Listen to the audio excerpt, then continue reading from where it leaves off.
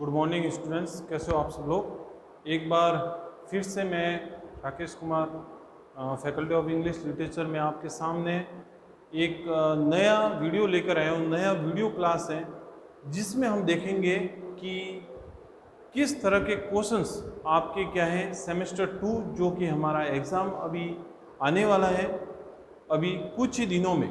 जैसे 30 अगस्त को आपके क्या है एग्ज़ाम है सेमेस्टर 2 का। अकॉर्डिंग टू जो जेएनयू का जो टाइम टेबल है, जय नारायण विश्वविद्यालय जो हमारे जोधपुर के अंदर है, उसी के टाइम के अनुसार हमारा जो एग्ज़ाम है वो है 30 अगस्त को। और हम उसी का जो हमारा सिलेबस है, हमारे अपने जो पार्ट हैं, जिसमें हम देखेंगे कि जो सेमेस्टर 2 के अंदर जो प्रोज और फिक्शन का जो पार्ट था, जो हमने हमारे जो इसी चैनल के ऊपर हमने कुछ क्लासें देखी थी, हमने वहाँ पर हमने एक एक करके हमारा जितना भी सिलेबस था, हमारे जैसे ऐसे हैं, आपकी शॉर्ट स्टोरीज हैं, नॉवेल्स हैं, वो सारी चीज़ें हमने वहाँ पर एक एक करके अच्छे से तैयार की थी। आज उसी चैप्टर से मैं कुछ ऐसे इंपॉर्टेंस क्वेश्चंस लेके आया हूँ जिससे क्या है आपको कहीं ना कहीं, या मैं ये भी कह सकता हूँ कि पूरी तरह से आपको इस क्वेश्चन से, इस इंपॉर्टेंट क्वेश्चन से आपको ज़रूर हेल्प होगी। और ये क्वेश्चंस आपको आपके जब भी पेपर होगा 30 अगस्त को, उसमें हूबहू देखने को मिल जाएंगे। इसीलिए मैं ये जो गैस पेपर है जो आपके सामने लेकर आया हूँ, इसको आप क्या है एग्ज़ाम से पहले एक बार ज़रूर देख के जाना। और यहाँ पर मैं एक एक करके एक एक क्वेश्चन के ऊपर, एक एक बिंदु के ऊपर जहाँ से आपके क्वेश्चंस बन सकते हैं, उसको बताते हुए हम क्या करेंगे, पूरे सिलेबस का क्या करेंगे, रिवीजन करेंगे। इसीलिए इस वीडियो में आखिरी तक आपको क्या रहना है, मेरे साथ बना रहना है। लास्ट में हम क्या करेंगे, कुछ ऐसा फॉर्मेट में बताऊंगा जिससे क्या होता है आपके अच्छे नंबर आ सकते हैं। कई बार क्या होता है कि हम लोग क्या करते हैं, सब कुछ हम पढ़ लेते हैं, लेकिन अगर हमने जो पढ़ा है वो प्रेजेंट करना ही अगर हमें नहीं आता है तो फिर हमारे नंबर आते ही नहीं है। इसीलिए मैं चाहता हूँ कि आप लोगों को वो जड़ी बूटी, वो चीज़ जो कोई टीचर बता नहीं पाते, या बहुत सारे जो टीचर्स हैं वो लोग क्या करते हैं, इन चीज़ों को अवॉइड कर देते हैं, मैं उसी चीज़ को आपको आखिरी में वीडियो में जाने से पहले ज़रूर बता के जाऊँगा, जो कि क्या है आपके लिखने के टाइम, आपके आंसर राइटिंग के टाइम आपको काफ़ी क्या होगी, मदद होगी। इसीलिए अब देर ना करते हुए हम क्या करें, अपना जो सिलेबस है, जो अपना जो मेन जो क्वेश्चन है, और इस वीडियो का जो मेन मोटो है, जो मेरा आपके सामने आने का मेन मोटो है, उसको पूरा करते हुए हम क्या करते हैं, इस वीडियो की शुरुआत करते हैं, इस क्लास की शुरुआत करते हैं। इसीलिए आप सब लोग अच्छे से मेरे साथ बने रहिएगा। जिसने भी सिलेबस को कवर कर दिया है वो एक बार इसी चीज़ को समझ के बैठ जाना कि हम क्या कर रहे हैं, अपने सिलेबस का रिवीजन कर रहे हैं। इसीलिए आपको क्या करना है, इस सिलेबस के अंदर, इस क्लास के अंदर आखिरी तक बना रहना है। ठीक है, हम करते हैं शुरुआत हमारी जो क्लास है उसमें, कि सबसे पहले हम देखते हैं कि जो हमारा एग्जामिनेशन है वो कौन सा है, मेन एग्जामिनेशन है। आपको पता है कि पहले हमारे जेएनयू में क्या होता था, साल में एक एग्ज़ाम होती थी, लेकिन लास्ट ईयर सिलेबस चेंज होने के बाद, जब लास्ट ईयर जो हमारी जो पॉलिसी है, एजुकेशन पॉलिसी चेंज होने के बाद, हमारे जितने भी यूनिवर्सिटीज़ थी उसमें सेमेस्टर सिस्टम को लागू कर दिया गया है। आप वो विद्यार्थी हो जो इस सेमेस्टर सिस्टम के पहला बैच हो, इसीलिए आपको ये चीज़ें पता होनी चाहिए कि जिस तरह से आपने जब जनवरी फरवरी में जो एग्ज़ाम हुआ था, जहाँ पर आपने सेमेस्टर 1 दिया था, उसके बाद अब आपका होने वाला है सेमेस्टर 2, जिसमें हम क्या कर रहे हैं, आगे हमारा जो भी इंपॉर्टेंट क्वेश्चंस है उसको देखेंगे। सबसे पहले कौन सा है, मेन एग्जामिनेशन। ये कौन सा एग्जाम है, मेन एग्जाम है, जिसमें हम देखेंगे सेमेस्टर 2 2023 और 24 का जो बैच है, जो आप लोगों का बैच है। ठीक है, जिसमें हम देख रहे हैं हमारे जो सब्जेक्ट है वो है इंग्लिश लिटरेचर, अंग्रेजी साहित्य। अब कौन सा लिटरेचर पढ़ रहे हैं, इंग्लिश लिटरेचर, जिसमें मैं आपको बताऊंगा अपने सिलेबस के कुछ इंपॉर्टेंट क्वेश्चन है, आंसर। ये एक क्या है, गैस पेपर है। क्या है, गैस पेपर है। ठीक है, मैं पूरी कोशिश की है मैंने कि हर एक बिंदु पर, हर एक इम्पोर्टेंट बात पर मैं यहाँ पर बात करूँगा, हर एक बिंदु को मैं यहाँ पर लेकर आया हूँ, जिससे क्या होगा कि आपका जो भी सिलेबस है वो पूरी तरह से यहाँ पर रिवाइज हो जाएगा। हमारा जो पेपर है वो अब कौन सा है, प्रोज एंड फिक्शन का है। कौन सा है, प्रोज एंड फिक्शन का है। हमने सेमेस्टर 1 के अंदर देखा था कि हमारी कौन सा सेक्शन आया था, पोइट्री का सेक्शन आया था। कौन सा आया था, पोइट्री का। अब हमें कौन सा करना है, प्रोज एंड फिक्शन का करना है। कौन सा करना है, प्रोज एंड फिक्शन का। ठीक है, तो हम सबसे पहले शुरुआत करेंगे हमारे जो ऐसे है, जो हमारा जो निबंध है उससे स्टार्ट करेंगे। उसी के क्वेश्चंस को हम सबसे पहले लेंगे, जिसमें हम एक एक निबंध को बारीकी से अच्छे से समझते हुए, क्या उसमें मेन बात है, क्या उसकी थीम है, उसको देखते हुए हम क्या करेंगे, आगे बढ़ेंगे। तो सबसे पहले आप लोग सब लोग तैयार रहना, मेरे साथ अच्छे से लास्ट तक वीडियो में बना रहना है। आखिरी में हम आंसर राइटिंग की बात करेंगे, जो कि आपके पूरे सिलेबस को, आपकी पूरी तैयारी को क्या देता है, एक अंतिम रूप देता है। इसीलिए मैं चाहता हूं कि आप वो चीज़ देख के जाओ, आप वो चीज़ को सीख के जाओ और वहां पर अच्छे से अच्छा प्रेजेंट करो, ताकि आपके शानदार नंबर आपके सेमेस्टर के अंदर आ जाए।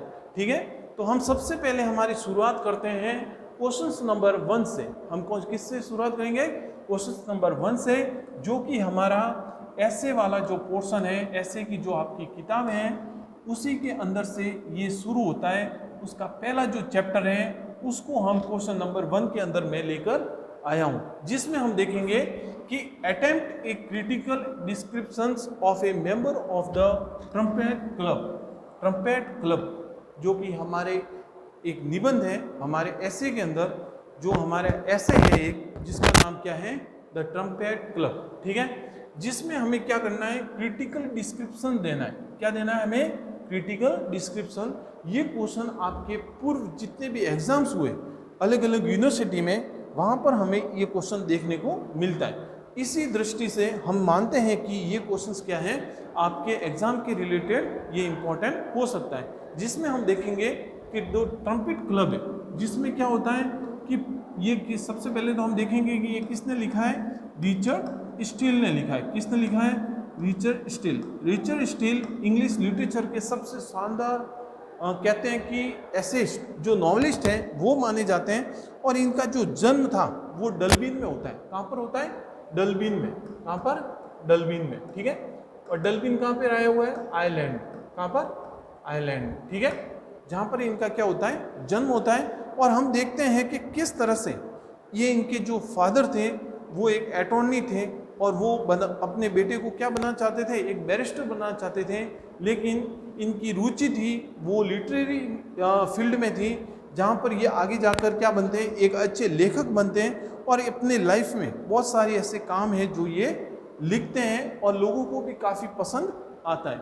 अब हम बात करेंगे कि इस जो ट्रम्पेट क्लब है, इस ट्रम्पेट क्लब के अंदर हम देखेंगे कि किस तरह से यहाँ वहाँ पे इंग्लैंड में उस समय क्या होता था, क्लब कल्चर होता था। क्या होता था, क्लब कल्चर। क्या कहते हैं उसे, क्लब कल्चर। Club culture. ठीक है, जिसमें क्या होता था कि वहाँ के जो लोग थे, बड़े बुजुर्ग, युवा, यंगस्टर, जितने भी सारे लोग, वो शाम को कहाँ जाते थे, क्लब्स में जाते थे। कहाँ पर जाते थे, क्लब्स में। ठीक है, अब उस क्लब्स में वो लोग क्या करते थे, अपना टाइम पास करते थे। बड़े बुजुर्ग क्या करते थे, अपने पूर्व का जो अनुभव है उसको शेयर करते थे, हंसी मजाक करते थे, टाइम पास करते थे। उसी तरह से जो युवा हैं वो क्या करते थे, वहाँ पर वो भी अपने अपने लेवल पर एंजॉय करते थे। ठीक है, तो इसके अंदर हमें देखने को मिलता है कि 5 लोग हैं। कितने लोग हैं इस ऐसे के अंदर, कितने लोग हैं, 5 लोग हैं। पांचों लोग क्या हैं, अपने अलग अलग व्यूज़ को, अपने जीवन के जो अलग अलग फील्ड से वो आते हैं उसको वो क्या करते हैं, यहाँ पर शेयर करते हैं। जिसमें से हमारे 5वें जो व्यक्ति हैं वो कौन है, हमारे स्वयं के जो लेखक हैं, रिचर्ड स्टील। वो स्वयं व्यक्ति हैं जो कि क्या करते हैं, अपने अनुभव को शेयर करते हैं। लेकिन ये ज़्यादातर क्या रहते हैं, चुप रहते हैं और उन चारों लोगों की बातों को सुनते हैं और एंजॉय करते हैं। जिसमें से एक जो व्यक्ति होता है, जो क्या होता है कि वो कहता है कि मैं क्या है इस जीवन में, उन्होंने क्या है बहुत सारी लड़ाइयाँ लड़ी, बैटल लड़े, आर्मी से बिलोंग करते हैं। तो वो अपनी जो आर्मी की जो कहानियाँ हैं उनको सुनाते, उनके यूथ की कहानियाँ सुनाते हैं। उसके बाद जो दूसरे व्यक्ति हैं वो क्या कहते हैं कि उन्हें गेम का शौक होता है, एक अच्छी रिच फैमिली से बिलोंग करते हैं, तो वो वहाँ पर जितने भी जैसे घोड़ों की रेस है वहाँ पर पैसे लगाते हैं, उसमें हारते हैं, उसकी कहानियाँ सुनाते हैं। तीसरा व्यक्ति कैसा है कि किसी लेखक का क्या होता है, बहुत करीबी होता है और उसकी ही कोई 10-15 जो कहानियाँ हैं, जो पोएम्स हैं, वो पढ़ी हुई होती है और बार बार उसका रिपीटेशन करते हैं और इसी तरह से वो शाम को 6 बजे से लेकर 10 बजे तक इस ट्रम्पेट क्लब में मौजूद रहते हैं और अपना क्या करते हैं, टाइम पास करते हैं, एंजॉय करते हैं। और जो हमारे रिचर्ड स्टील हैं ये कहते हैं कि मुझे मेरे बेड पे जाने से पहले मुझे एक बार कहाँ पर जाना होता है, ट्रम्पेट क्लब जाना होता है, क्योंकि ये मेरे लिए क्या है, लास्ट 40 ईयर्स से मेरे लिए एक दवाई का काम करते हैं। अगर मैं वहाँ पर नहीं जाता तो मुझे वापस नींद भी नहीं आएगी। पहले इस ट्रम्पेट क्लब के अंदर जितने भी मेंबर्स होते हैं वो कितने होते हैं, 15 होते हैं, लेकिन धीरे धीरे समय के साथ बाकी जो मेंबर्स थे उनकी डेथ हो जाती है। अब आखिरी में कितने मेंबर्स बचते हैं, 5 बढ़ते हैं। इसका मेन जो, अगर हम ट्रम्पेट क्लब को देखें तो इसका जो मेन पूरा एक थीम, अगर मैं एक भाषा में कहूँ या एक लाइन में कहूँ, तो उसका मकसद यही था कि जो हमारे बड़े बुजुर्ग हैं वो शहरों की जो जीवन है, शहरों में जो सिटी लाइफ है, उस सिटी लाइफ के अंदर क्या होता है कि उनके लाइफ का जो एक्सपीरियंस, उनका जो बिहेवियर, वो बेचारा क्या करना चाहते हैं, शेयर करना चाहते हैं हमारे आने वाली पीढ़ियों में। लेकिन कोई भी यंगस्टर उन चीज़ों से क्या है, इंटरेस्टेड नहीं है। इसीलिए ये बेचारे वहाँ पर जाते हैं, अपने एक्सपीरियंस को क्या करते हैं, शेयर करते हैं और ये कहते हैं कि कोई भी जो पीढ़ी है, जो आने वाली हमारी जो पीढ़ी है, हम चाहते हैं कि वो हमारा क्या करें, हमारे अनुभव को क्या करें, शेयर लें, हमारे अनुभव को लें और क्या करें, जिससे क्या होगा कि वो अपनी लाइफ में आसानी से क्या करेगा, हर प्रॉब्लम का सॉल्यूशन कर सकता है, हर प्रॉब्लम को अच्छे से सॉल्व कर सकता है। इसीलिए वो लोग सारे क्या करते हैं, इस ट्रम्पेट क्लब में इकट्ठे होते हैं और अपने अनुभव को क्या करते हैं, अपने जो एक्सपीरियंस है उसको क्या करते हैं, शेयर करते हैं। इसी के अंदर अगर हम ट्रम्पेट क्लब में देखें तो कुछ इंपॉर्टेंस फैक्ट बनते हैं, कुछ इंपॉर्टेंस लाइन से बनती हैं जहाँ से क्वेश्चंस आने के कुछ चांस हमें दिखते हैं या हमें देखने को मिलते हैं, जो कि क्या है कि what does the steel describe in the essay trumpet club, कि ट्रम्पेट क्लब के अंदर वो कौन सी बात है जो रिचर्ड स्टील विशेष कर से क्या करते हैं, डिस्क्राइब करते हैं। जो कि मैंने कहा कि एक एक्सपीरियंस, कि बड़े बुजुर्गों का जो अनुभव होता है वो हमारे कहीं ना कहीं आने वाले सालों में जरूर काम आता है, क्योंकि ये माना गया है कि व्यक्ति वही स्मार्ट होता है जो दूसरों की गलतियों से सीखे। ठीक है, इसीलिए मैं आपको भी कहता हूँ कि अभी आपके एग्ज़ाम का समय है, आपने क्या किया है कि आपने सारी तैयारी कर रखी होगी, लेकिन हम आपको क्या करेंगे, यही चीज़ बता रहे हैं कि हमने जहाँ पर गलती की वैसे आप ना करें और आप उस वे में चलोगे तो आपके नंबर अच्छे आ जाएंगे। हमारी कोशिश यही होती है और आपको भी यहाँ पर इसी के अंदर यही कहा गया है कि जो बड़े बुजुर्गों का जो अनुभव है वो हम यंगस्टर को, हम आने वाली पीढ़ियों को जरूर लेना चाहिए, ताकि क्या हो, हम उसे अपनी लाइफ में कहीं ना कहीं एक जड़ी बूटी की तरह लेकर हम अपने आने वाले समय में अगर हमारे जीवन में कोई परेशानी आती है तो हम उससे क्या कर सकें, सॉल्व कर सकें। ठीक है, तो आपको एक क्वेश्चन ये भी देखना है कि what does the steel describe in the essay the trumpet club. ये सारी बातें, जितने भी क्वेश्चंस मैं यहाँ पर बोल रहा हूँ, इसके सारे वीडियोस आप हमारी जो चैनल है उसके प्लेलिस्ट में अवेलेबल है। आप वहाँ पे जाकर इन सब का जो आंसर है वहाँ पर आपको मिल जाएगा, आप वहाँ पर जाकर एक बार जरूर देखिएगा। ठीक है, फिर है second question, the name of the members in the essay. ये 2 नंबर का क्वेश्चन आपको देखने को मिल सकता है, एग्जाम में आ रखा है ये क्वेश्चन, बड़ा इंपॉर्टेंट क्वेश्चन है, आपको देखना है, जिसमें क्या है कि जो 5 व्यक्ति है उनके नाम को आपको क्या करना है, यहाँ पर बताना है और आपको उसके साथ ही ये किस किस क्षेत्र से आते हैं, कौन से बिजनेस को करते थे, किस किस फील्ड से बिलोंग करते हैं, ये सारी चीज़ें भी आपको क्या करनी है, यहाँ पर याद करनी है। ये भी देखना है कि कौन सा सबसे बुजुर्ग व्यक्ति था, कौन सा सबसे कम एज वाला व्यक्ति था, आर्मी में कौन था, ये सारी बात भी आपको यहाँ पर ट्रम्पेट क्लब की जब आप ऐसे को पढ़े तो विशेष करके उन बातों को आप क्या करेंगे, याद रखेंगे। ठीक है, तो ये था हमारे ट्रम्पेट क्लब का जो एक क्वेश्चंस बनता है जिसमें इंपॉर्टेंट जो फैक्ट है। इसके साथ ही जब आप इतनी पढ़ोगे, इतने बड़े क्वेश्चंस को देखोगे तो छोटी छोटी बातें अनेक निकलेगी जो आपके 1 नंबर 2 नंबर के जो क्वेश्चंस आते हैं वेरी शॉर्ट, उसमें आपके काम आ जाएगी। फिर हम चलते हैं, हमारा जो दूसरा क्वेश्चन है, attempt a brief summary of the essay meditation in Westminster एबे। ठीक है, आपको क्या करना है कि एक समरी को अटेम्प्ट करना है। क्या करना है? समरी मतलब क्या होता है? संक्षिप्तकरण। ठीक है, ये ऐसे किसने लिखा है? जोसेफ एडिसन ने। किसने लिखा है? जोसेफ एडिसन ने लिखा है। ये बहुत ही फेमस राइटर माने जाते हैं। ये विलियम्स वर्ड्सवर्थ, हम मिल्टन्स, उसके साथ इनका नाम जोड़ा जाता है क्योंकि ये उस समय के इंग्लैंड में इनका काफ़ी नाम था और इनके द्वारा लिखी गई जितनी भी बातें थी लोगों को काफ़ी क्या होती थी, पसंद आती थी। फिर हम देखते हैं कि इसके अंदर जो मेन बात है मेडिटेशन, पहली बात तो ये है कि मेडिटेशन का मतलब क्या होता है? ध्यान करना। आपके विद्यार्थी जीवन में सबसे बड़ा अगर मैं कुछ कहूँ तो वो है मेडिटेशन। आपको सबसे पहले क्या करना होगा? अपने मस्तिष्क को पूरी तरह से ध्यान में लाना होगा, क्योंकि बिना ध्यान के आप किसी भी वस्तु को कर नहीं सकते। अगर परीक्षा के अंदर भी आप बैठोगे तो आपके मस्तिष्क को क्या करना पड़ेगा?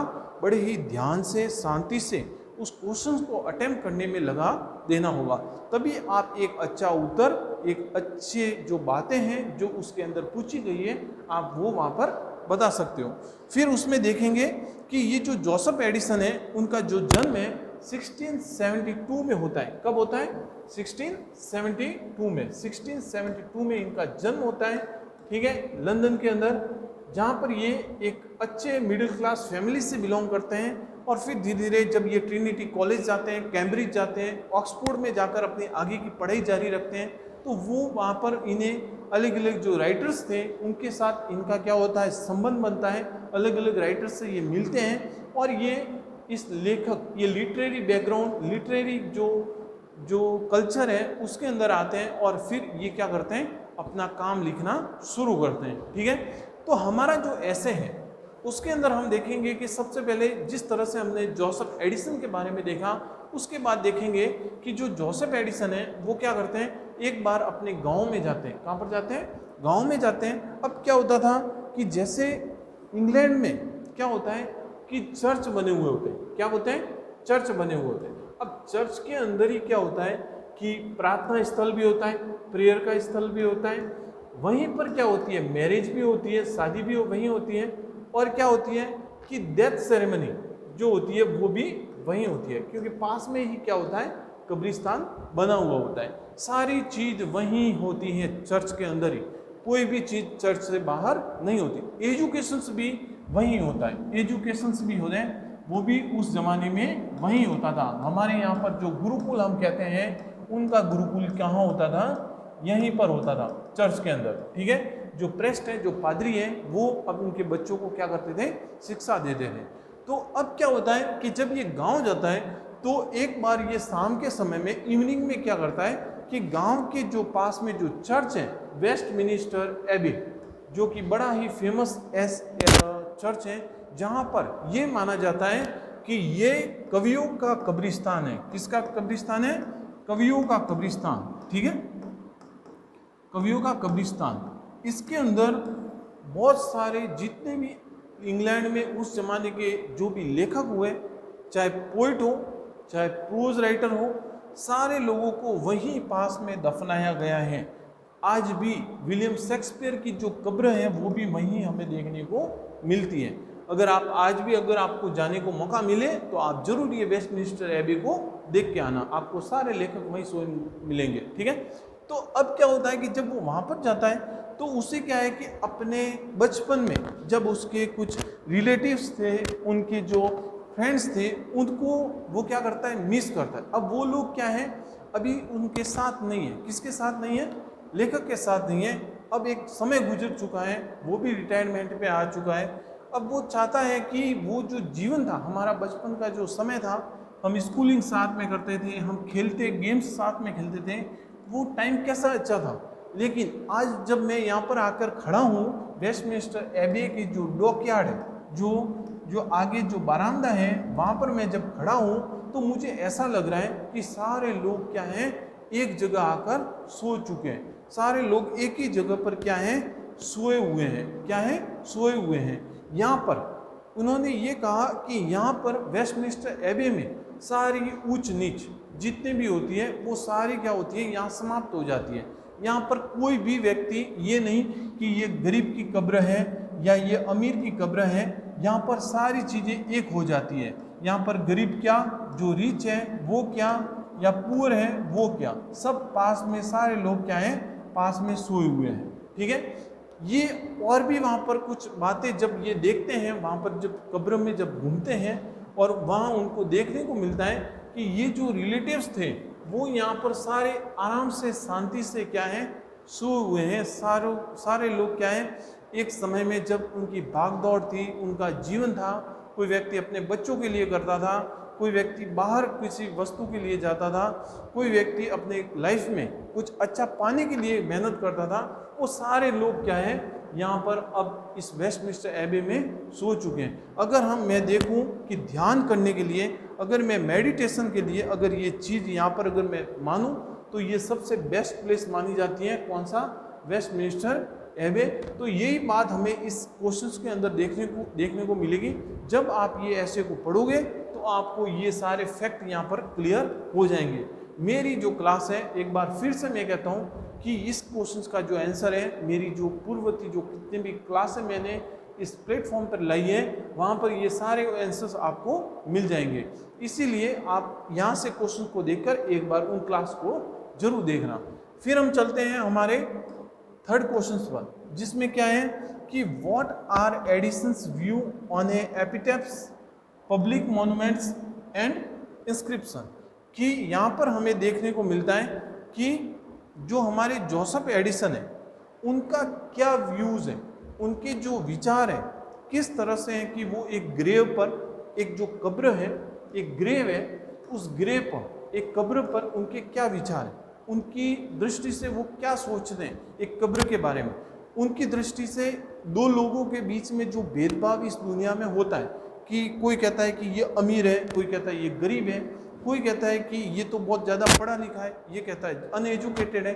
ये सारी चीज़ें कौन करते हैं, हम ह्यूमन बींग्स करते हैं। लेकिन वहाँ पर भगवान के घर पर, जीसस क्राइस्ट के घर पर ये सारी चीज़ें क्या हो जाती है, क्लियर हो जाती है। हम सबको क्या है वहाँ पर एक होकर ही जाना है। जिस तरह से हम वहाँ से आए हैं इस धरती के ऊपर, इस अर्थ के ऊपर, इस दुनिया में, उसी तरह से हमें वापस क्या है उसके घर पर जाना पड़ेगा।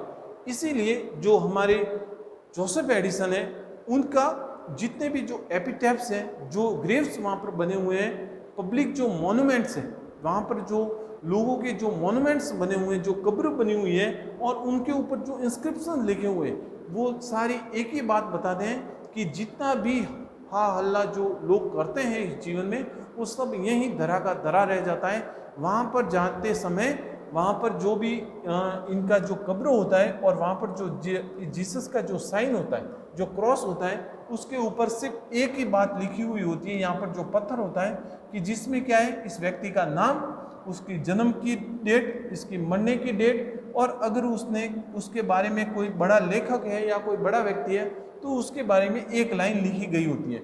बस इसके अलावा हमें वहाँ पर किसी भी प्रकार का कोई भी अदर बात वहाँ पे देखने को नहीं मिलती है कि इस व्यक्ति ने इतने करोड़ रुपए कमाए, इस व्यक्ति ने जैसे कि पॉलिटिकल कोई नेता था, या ये व्यक्ति इसके जीवन में ये किया। वहाँ पर कोई व्यक्ति की कोई बात वहाँ पर लिखी गई नहीं होगी। अगर कोई गरीब होगा तो उसके बारे में भी बस इतना ही लिखा होगा कि इसका नाम, इसका डेट, बस। अब यहाँ पर अगर हम सोचते हैं तो हमें देखने को मिलता है कि दोनों में ही हमें सेम कॉमन चीज़ देखने को मिलती है। अब हमें पता ही नहीं चलेगा कि ये गरीब है या ये अमीर है। बस यही जो खूबसूरती थी जो वेस्टमिंस्टर एबे का जो चर्च था, वहाँ पर हमारे जो जोसेफ एडिसन है उन्हें मेडिटेशन करते हुए दिखी, और उन्होंने अपने मेडिटेशन में, अपने ध्यान में उन बातों को सोचा, और उसके बाद जो हमारे सामने जो एक निबंध है वो वेस्टमिनिस्टर ऐसे जो मेडिटेशन इन वेस्टमिनिस्टर एबी के नाम से आता है। यही बात उस समय लंदन में, इंग्लैंड में जो सिटी कल्चर बन चुका था, उस सिटी कल्चर के अंदर ये बात वो लोग फैलाना चाहते थे। सारे लोग सिर्फ पैसा कमाना, धन कमाने में ही बिजी थे।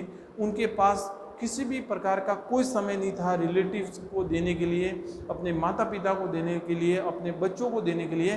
इसीलिए ये एक उन लोगों के लिए मैसेज था जोसेफ एडिसन का उस समय कि आप लोग क्या करो, अपने परिवार को, अपना जो निजी समय है कुछ समय क्या करो, अपनी फैमिली को दो, अपने लिए जियो, क्योंकि ये जो मनी है, ये जो धन है, जो कमाने का जो हल्ला है, ये एक ना एक दिन यहाँ आकर क्या हो जाएगा, समाप्त हो जाएगा। इसीलिए जो जीवन है उसको क्या करो, आप अच्छे से जियो। ये बात कौन कहते हैं, हमारे जोसेफ एडिसन कहते हैं। तो आपको यहाँ पर क्या करना है, व्यूज अपना अनुसार, आप यहाँ पर अपने अनुसार भी बता सकते हो। जरूरी नहीं है कि सारी बात अगर हम जोसेफ एडिसन का कोई ऐसे पढ़ रहे हैं तो वो करें। हमारे इंग्लिश में सबसे मुख्य बात यही है कि आपको क्या करना है, किसी भी ऐसे के अंदर आपको क्या करना है कि अपना व्यूज भी देना है, आप क्या विचार रखते हो, क्योंकि ये क्या है, निबंध है, जिसमें क्या होता है, हमने देखा कि निबंध का मतलब क्या होता है, ऐसे का मतलब क्या होता है कि जिसमें जो राइटर होता है वो अपने व्यूज देता है और जो रीडर्स होते हैं वो भी अपने व्यूज इसके अंदर दे सकते हैं। उसी को हम कहते हैं ऐसे। इसीलिए आपको इन सारे जितने भी मैं यहाँ पर निबंध पढ़ाता हूँ या जितने भी एसेज पढ़ाता हूँ उसके अंदर आपको अपने व्यू पॉइंट्स भी डालने हैं, ठीक है। फिर हम देखते हैं हमारा नेक्स्ट क्वेश्चन जो कि इसी चैप्टर से बिलोंग करता है, जो कि कौन सा है कि what are the Addison's view on the inscription and monuments. ये 2 नंबर या 5 नंबर में आपको देखने को मिल सकता है कि जिसमें हम देखेंगे कि वो क्या कहता है कि ये जितने भी ग्रेव्स हैं उसके ऊपर कुछ ज़्यादा लिखा हुआ नहीं है, सारे लोग इकट्ठे यहाँ पर एक जैसे सोए होते हैं। कोई ग्रेव्स तो ऐसे थे, कोई कब्र तो ऐसी थी जिसके ऊपर कुछ लिखा हुआ ही नहीं है, पता नहीं ये कब्र किसकी है। कुछ कब्रें ऐसी हैं जिसके कुछ विशेष उनको क्या दिया गया है, उनको विशेष रेस्पेक्ट दी गई है, जिससे क्या है कि जो लोग हैं वो ये बता सके कि ये व्यक्ति वो है। तो अलग अलग कब्र वहाँ पर क्या है हमें देखने को मिलती है, लेकिन भगवान के घर पर क्या है, सारे लोग यहीं पर सोए हुए हैं। किसी का जो जैसे सपोज करो कि कोई गोल्ड है तो वो उसके साथ नहीं जा रहा है, किसी ने करोड़पति है तो उसका धन भी साथ में नहीं जा रहा है, वो सारी चीज़ें यहीं पर पड़ी हुई है, ठीक है। तो वो चीज़ अगर हम यहाँ पर व्यू में लिखें तो यहाँ पर एक बेस्ट आंसर बनता है। फिर हम देखते हैं कि what is the subject of the essay. आपको इसका सब्जेक्ट क्या है पता है आपको, वो यहाँ पर लिखना है कि भाई यहाँ पर क्या है, जो जोसेफ एडिसन है वो हमें बताना चाहते हैं कि आपको कुछ समय क्या होना चाहिए, इस जिंदगी की भागदौड़ से थोड़ा सा अपने फैमिली के लिए आपको समय निकालना चाहिए। फिर है next question, what does Addison's advise about the inscription to be writing. कि जो लोग उनके बारे में लिखते हैं उस ग्रेव पर, उस कब्र के ऊपर, उनको ये क्या एडवाइस देते हैं, उनको ये एडवाइस देते हैं कि आप जो भी पत्थर के ऊपर लिख कर जाते हो उससे कोई मतलब नहीं है, क्योंकि अब उसके वो पत्थर कहीं काम आने वाला नहीं है। आपको वहाँ पर सिर्फ यही लिखना है कि जोसेफ, ये कि भाई किसी का नाम है तो कि जोसेफ है, बस इसका जन्म यहाँ हो, इसका मन यहाँ हो। अगर उसके बारे में कुछ आप 2 लाइन में बताना चाहते हो तो वो बता सकते हो। इसके अलावा कि भाई ये इसका जन्म यहाँ हुआ, इसने यहाँ पढ़ाई की, इसने इतने पैसे कमाए, इतने ये किया, ये यहाँ घूमने गया, इसके पास ये था, इसका यहाँ पर इससे कोई मतलब नहीं है। इसीलिए कि जब भी आप इंस्क्रिप्शन लिखो तो वहाँ पर आपको किस बातों का ध्यान रखना, वही बात हमारे जोसेफ एडिसन इसके अंदर एडवाइस देके देते हैं। ये सारे पॉइंट्स आपको हमारे जो आंसर का जो वीडियो है वहाँ पर देखने को मिल जाएंगे, ठीक है। फिर हमारा नेक्स्ट क्वेश्चन है, 4th क्वेश्चन है जो हम यहाँ पर देखेंगे, जिसको हम अच्छे से देखते हैं कि जो हमारा 3rd ऐसे आता है जिसका नाम है ए सिटी नाइट। क्या नाम है? ए सिटी नाइट पीस। पीस का मतलब होता है शांति और सिटी का मतलब होता है शहर की रात्रि में एक बार क्या होता है भ्रमण करते हैं, घूमते हैं हमारे लेखक ओलिवर गोल्डस्मिथ, और वो कहते हैं कि एक जो इमेजिनेटिव एक जो कैरेक्टर है वो वहाँ पर क्या है रात्रि के समय, नाइट के समय, मिडनाइट को शहर का क्या देखते हैं, व्यू देखते हैं। तो उसी के बारे में ये ऐसे हैं, खूबसूरत ऐसे हैं जो हम यहाँ पर देखेंगे कि व्हाट डज द ऐसे ए सिटी नाइट पीस डिस्क्राइब। आपको सिटी नाइट पीस जो ऐसे हैं वो किस बारे में यहाँ पर हमें देखने को, किस मैसेज को लेकर ये ऐसे हमारे सामने आता है, उसको हमें क्या करना है, देखना है। ये सबसे पहले हम देखेंगे कि ये किसने लिखा है। ये लिखा है ओलिवर गोल्डस्मिथ। किसने लिखा है? ओलिवर गोल्डस्मिथ ने लिखा है, ठीक है, जो कि सबसे शानदार लेखक माने जाते हैं ओलिवर गोल्डस्मिथ। इनका जो अगर मैं बर्थ प्लेस कहूँ कि इनका जो जन्म था 1730 में होता है। कब होता है? 1730 में होता है। और 1774 में इनकी क्या हो जाती है? डेथ हो जाती है। क्या हो जाती है? डेथ हो जाती है। इसी टाइम पीरियड के बीच में ये व्यक्ति मौजूद रहता है और ये माना जाता है कि ये एक बेस्ट बिलव इंग्लिश एसेस्ट था। ये कैसे थे? बेस्ट बिलव एक इंग्लिश एसेस्ट माने जाते हैं। Best बिलव English assets Oliver Goldsmith को इंग्लिश में माना जाता है, ठीक है, ठीक है। बेस्ट बिलव इंग्लिश लिटरेचर में इनको माना जाता है। और इनके जितने भी ऐसे थे वो बड़े शानदार थे। इनका जन्म भी आयरलैंड में होता है 1730 में, जो कि एक ब्रिटेन का पार्ट ही था। हम देखते हैं आज हमें देखने को भी मिलता है कि जस्ट उसके अपसाइड में है। फिर हम ये भी देखते हैं कि इनकी जितनी भी स्टडी है वो एडिनबर्ग, डलबिन, वहाँ पर ही कंप्लीट हुई है। और हम देखते हैं कि इसके बाद ये क्या करते हैं, अदर कॉन्टिनेंट में जाते हैं, जहाँ पर ये क्या है, फ्रांस, स्विट्जरलैंड, वहाँ पर जाते हैं और वहाँ पर ये एक लड़की से प्रेम करते हैं और वहाँ पर ही ये क्या करते हैं, शादी करते हैं। और उसके बाद इनका जो आगे का जो जीवन है वो क्या है, वहीं पर ये जारी रखते हैं या जीते हैं। और वहीं से ये क्या करते हैं, कुछ काम, कुछ बातें जो हमारे इंग्लिश लिटरेचर के अंदर हमें उनकी देखने को मिलती है, कुछ ऐसे पब्लिश करवाते हैं, कुछ नॉवेल्स पब्लिश होती हैं, वो सब वहीं से इनकी क्या होती हैं, उनकी शादी के बाद आगे बढ़ती हैं। सबसे पहले अगर हम देखें कि ये क्या थे कि लंदन में जब ये जाते हैं तो उस समय एक सिटीजन वार चल रहा होता है, एक सिटीजन युद्ध चल रहा होता है, लोगों का युद्ध, गृह युद्ध जिसे हम कह सकते हैं भी हैं, ठीक है। एक सिटीजन वार चल रहा होता है। क्या चल रहा होता है? सिटीजन वार, जिसमें हम देखते हैं कि वहाँ पर जो लोग हैं वो एक दूसरे को पसंद नहीं करते। इतनी भाग दौड़ की जो लंदन शहर है, अगर हम देखें कि जो लंदन है, ठीक है, लंदन जो सिटी है वो बड़ी ही क्या है, हाँ हल्ला, 24 घंटे भाग दौड़ने वाली ऐसी सिटी है। अब क्या होता है कि यहाँ पर एक कैरेक्टर आता है जो कि क्या है, एक इमेजिनेटिव कैरेक्टर है। कैसा कैरेक्टर है? इमेजिनेटिव कैरेक्टर है, ठीक है, एक इमेजिनेटिव कैरेक्टर है। जैसे कि आप समझो कि जैसे हिस्ट्री के अंदर क्या होता था, इतिहास में जैसे एक व्यक्ति आया करता था जिसका नाम था, ठीक है, जिसका जैसे कि हेनसांग के समय, जैसे ये अपने हेनसांग हैं, ऐसे अलग अलग जो भी यात्रा वृत्तांत लेते थे। यात्रा वृत्तांत का मतलब ये होता रहा कि जो पहले के समय कुछ फ़ोन तो होते नहीं थे, या कांटेक्ट करने के लिए, या एक देश का दूसरे देश में क्या हो रहा है, तो विदेश नीति के लिए ये लोग क्या करते थे, एक दूसरे देशों का क्या करवाते थे, भ्रमण करवाते थे। और ये कौन करवाता था?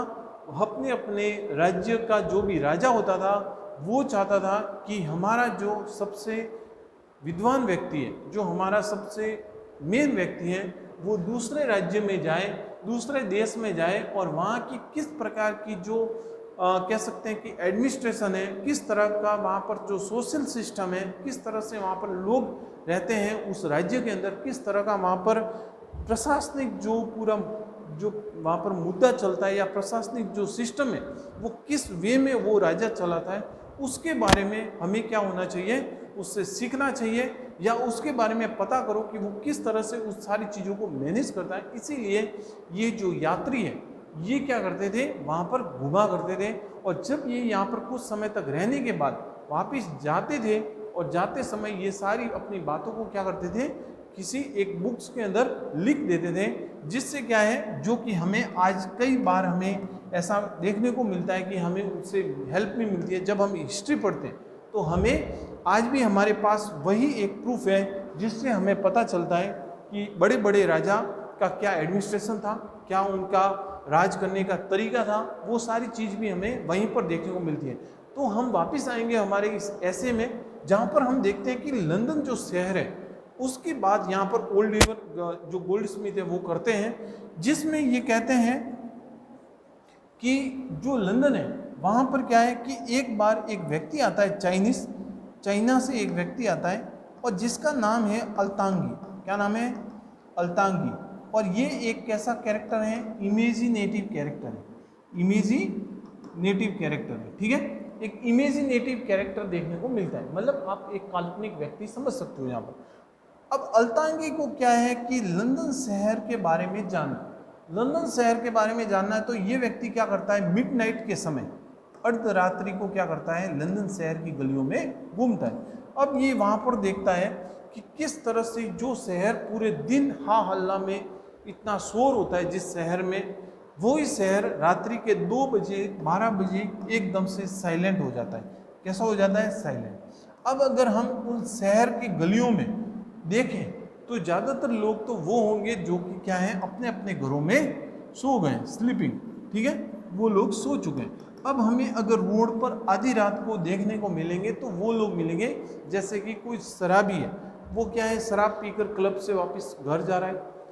चोर हैं जो कि क्या है, कहीं पर चोरी कर कर वो लोग क्या है, भाग रहे हैं पुलिस के डर से। या वो लोग हैं जो कि क्या है, कहीं उनका रहने का ठिकाना नहीं है और वो क्या है, जितनी भी दुकानें हैं उनके आगे अपना ठिकाना देख रहे होते हैं। जैसे कि जो फुटपाथ पर सोने वाले जो लोग होते हैं, तो उन लोगों को देखकर हमारे जो अल्तांगी है वो क्या हो जाते हैं, सैड हो जाते हैं कि इतना बड़ा शहर, अगर हम कुछ धन इन गरीबों के लिए, अगर हम क्या करें, इन गरीबों के लिए, इन जरूरतमंद लोगों के लिए अगर हम अपना धन, कुछ धन उन्हें दे दें तो इनका जीवन भी क्या हो सकता है, बेटर हो सकता है।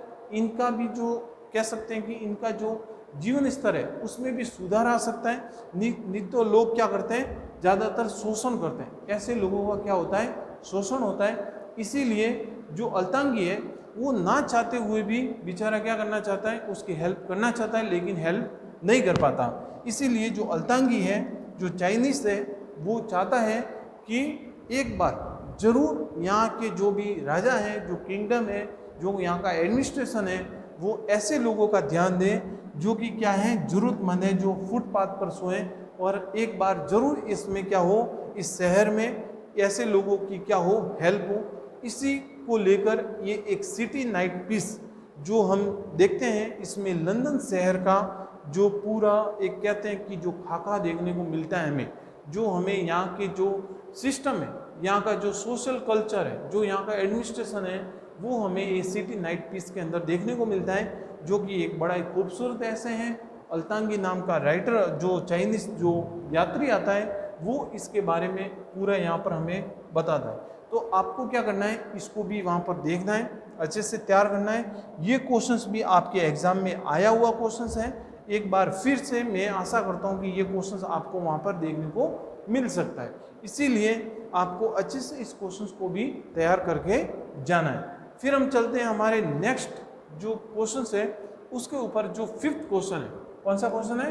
5th क्वेश्चन है, जिसमें हम देखेंगे हमारा एक और नया ऐसे, जिसका नाम क्या है, द फाइट। फाइट का मतलब होता है युद्ध, ठीक है। द फाइट देखते हैं।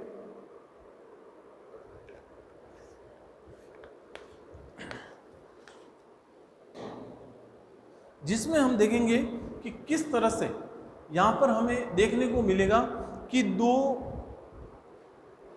एक ताकतवर व्यक्ति और एक सबसे कमजोर व्यक्ति, या ये भी कह सकते हैं कि दो ताकतवर व्यक्ति एक दूसरे से क्या करेंगे, यहाँ पर फाइट करेंगे। क्या करेंगे? फाइट करेंगे। जिसको किसने लिखा है? विलियम हेजलिट ने लिखा है। किसने लिखा है? ये जो ऐसे हमारा, ये किसने लिखा है? विलियम हेजलिट ने लिखा है। किसने लिखा है? विलियम हेजलिट ने, ठीक है। इनका जो बर्थ है वो 1778 में होता है। कब होता है? 1778 के अंदर होता है। और जो इसकी डेथ है वो होती है 1830 में होती है। कब होती है? 1830 में होती है, ठीक है। अब इनका जो जन्म था वो होता है कैंट में होता है। कब होता है? कैंट में। कैंट इंग्लैंड का ही एक शहर है, एक प्लेस है, डिस्ट्रिक्ट माना जाता है, जहाँ पर इनका क्या होता है? जन्म होता है। इनकी जो आगे का जो एजुकेशन है वो भी वहीं पर होता है। और वहीं पर ये लोग क्या करते हैं, अपना एजुकेशन करते हैं। और उसके बाद ये जो फ्रेंच भाषा है, कौन सी भाषा, विलियम हेजलिट फ्रेंच भाषा सीखने के लिए ये कहाँ चले जाते हैं, फ्रेंच चले जाते हैं, जहाँ पर ये फ्रेंच भाषा सीखने के लिए आगे जाते हैं। ठीक है, जो हमें यहाँ पर देखने को मिलता है। फिर हम देखते हैं आगे कि किस तरह से जो द फाइट ऐसे है वो हमें क्या मैसेज देता है। यहाँ पर जो विलियम हेजलिट है इस फाइट ऐसे से हमें यहाँ पर इस ऐसे के अंदर क्या मैसेज देना चाहते हैं, किन चीज़ों के बारे में बता रहे हैं, वो हम यहाँ पर देखेंगे कि इसके अंदर जो ये ऐसे है द फाइट, ये सबसे पहले जब पब्लिश हुआ तब कब हुआ था, ये जो ऐसे था ये पब्लिश हुआ 1822 में। कब पब्लिश हुआ, 1822 में। 1822 में ये लोगों के सामने आया और यहाँ पर देखा गया कि जो दो लोग जिनके बीच में एक बॉक्सिंग मैच होता है, क्या होता है, ये बॉक्सिंग मैच क्या हो रहा है, ये बॉक्सिंग मैच होता है कितने लोगों के बीच में, दो लोगों के बीच में। ठीक है, जिसमें से एक व्यक्ति क्या है, बड़ा ही घमंडी है, क्या है, घमंडी है, जिसका नाम क्या है, बिल नीट। बिल नीट, एक व्यक्ति का नाम क्या है यहाँ पर, बिल नीट। बिल नीट नाम है का व्यक्ति है। और एक है टॉम हिकमैन। टॉम हिकमैन, ठीक है, टॉम हिकमैन। अब यहाँ पर देखने को मिलता है कि जो बिल नीट है ये दोनों ही क्या है, एक बड़े चैंपियन है। ये दोनों ही क्या है, चैंपियंस हैं। ठीक है, चैंपियंस। ये दोनों ही एक दूसरे के कहते हैं कि पूर्ववर्ती है, मतलब एक दूसरे की क्या है, बड़े ही ताकतवर व्यक्ति हैं।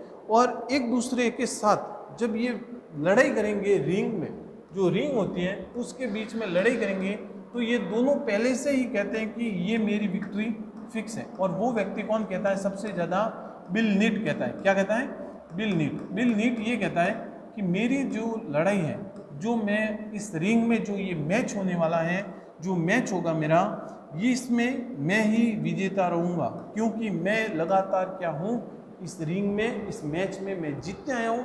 मैं लगातार क्या रहते आया हूँ, चैंपियन रहते आया हूँ। क्या रहते आया हूँ, चैंपियन रहते आया हूँ। ठीक है, जो हमें यहाँ पर देखने को मिलता है। लेकिन अब क्या होता है कि जब लड़ाई शुरू होती है, पहला राउंड जाता है, दूसरा जाता है, तीसरा जाता है, धीरे धीरे बिल नीट्स क्या करता है, बार बार टॉम हिकमैन पे क्या करता है, अटैक करता रहता है। क्या करता रहता है, अटैक करता रहता है। और टॉम हिकमैन बार बार बचने की कोशिश करते हैं। लेकिन आखिरी वक्त, आखिरी राउंड में क्या होता है, टॉम हिकमैन इस व्यक्ति का घमंड तोड़ देता है। टॉम हिकमैन क्या करता है, इस व्यक्ति को क्या करता है, हरा देता है। और इसके बाद जब इसको पता चलता है कि ये कहाँ पर है, तब टॉम हिकमैन इसको बताते हैं कि तुमने क्या किया है, उस मैच को हार गए। इसीलिए हमेशा कहते हैं कि जब ओवर कॉन्फिडेंस कोई व्यक्ति होता है कि मुझे सब कुछ आता है, ओवर कॉन्फिडेंस, उसमें क्या होता है, हमेशा मार खाता है व्यक्ति, हमेशा क्या होता है, मार खाता है। अभी भी एग्जाम के समय में ऐसे कई सारे लोग होंगे जो कि इसी वे में, इसी चीज में रह रहे होंगे कि मुझे तो सब कुछ आता है। वो लोग कैसे होते हैं, बिल नीट्स की तरह होते हैं। कैसे होते हैं, बिल नीट्स की तरह। और जो टॉम हिकमैन की तरह के लोग होंगे वो आखिरी वक्त तक, एग्जाम के आखिरी टाइम तक, लास्ट टाइम तक वो क्या करेंगे, अपने लिए लड़ेंगे। क्या करेंगे, अपने लिए लड़ेंगे।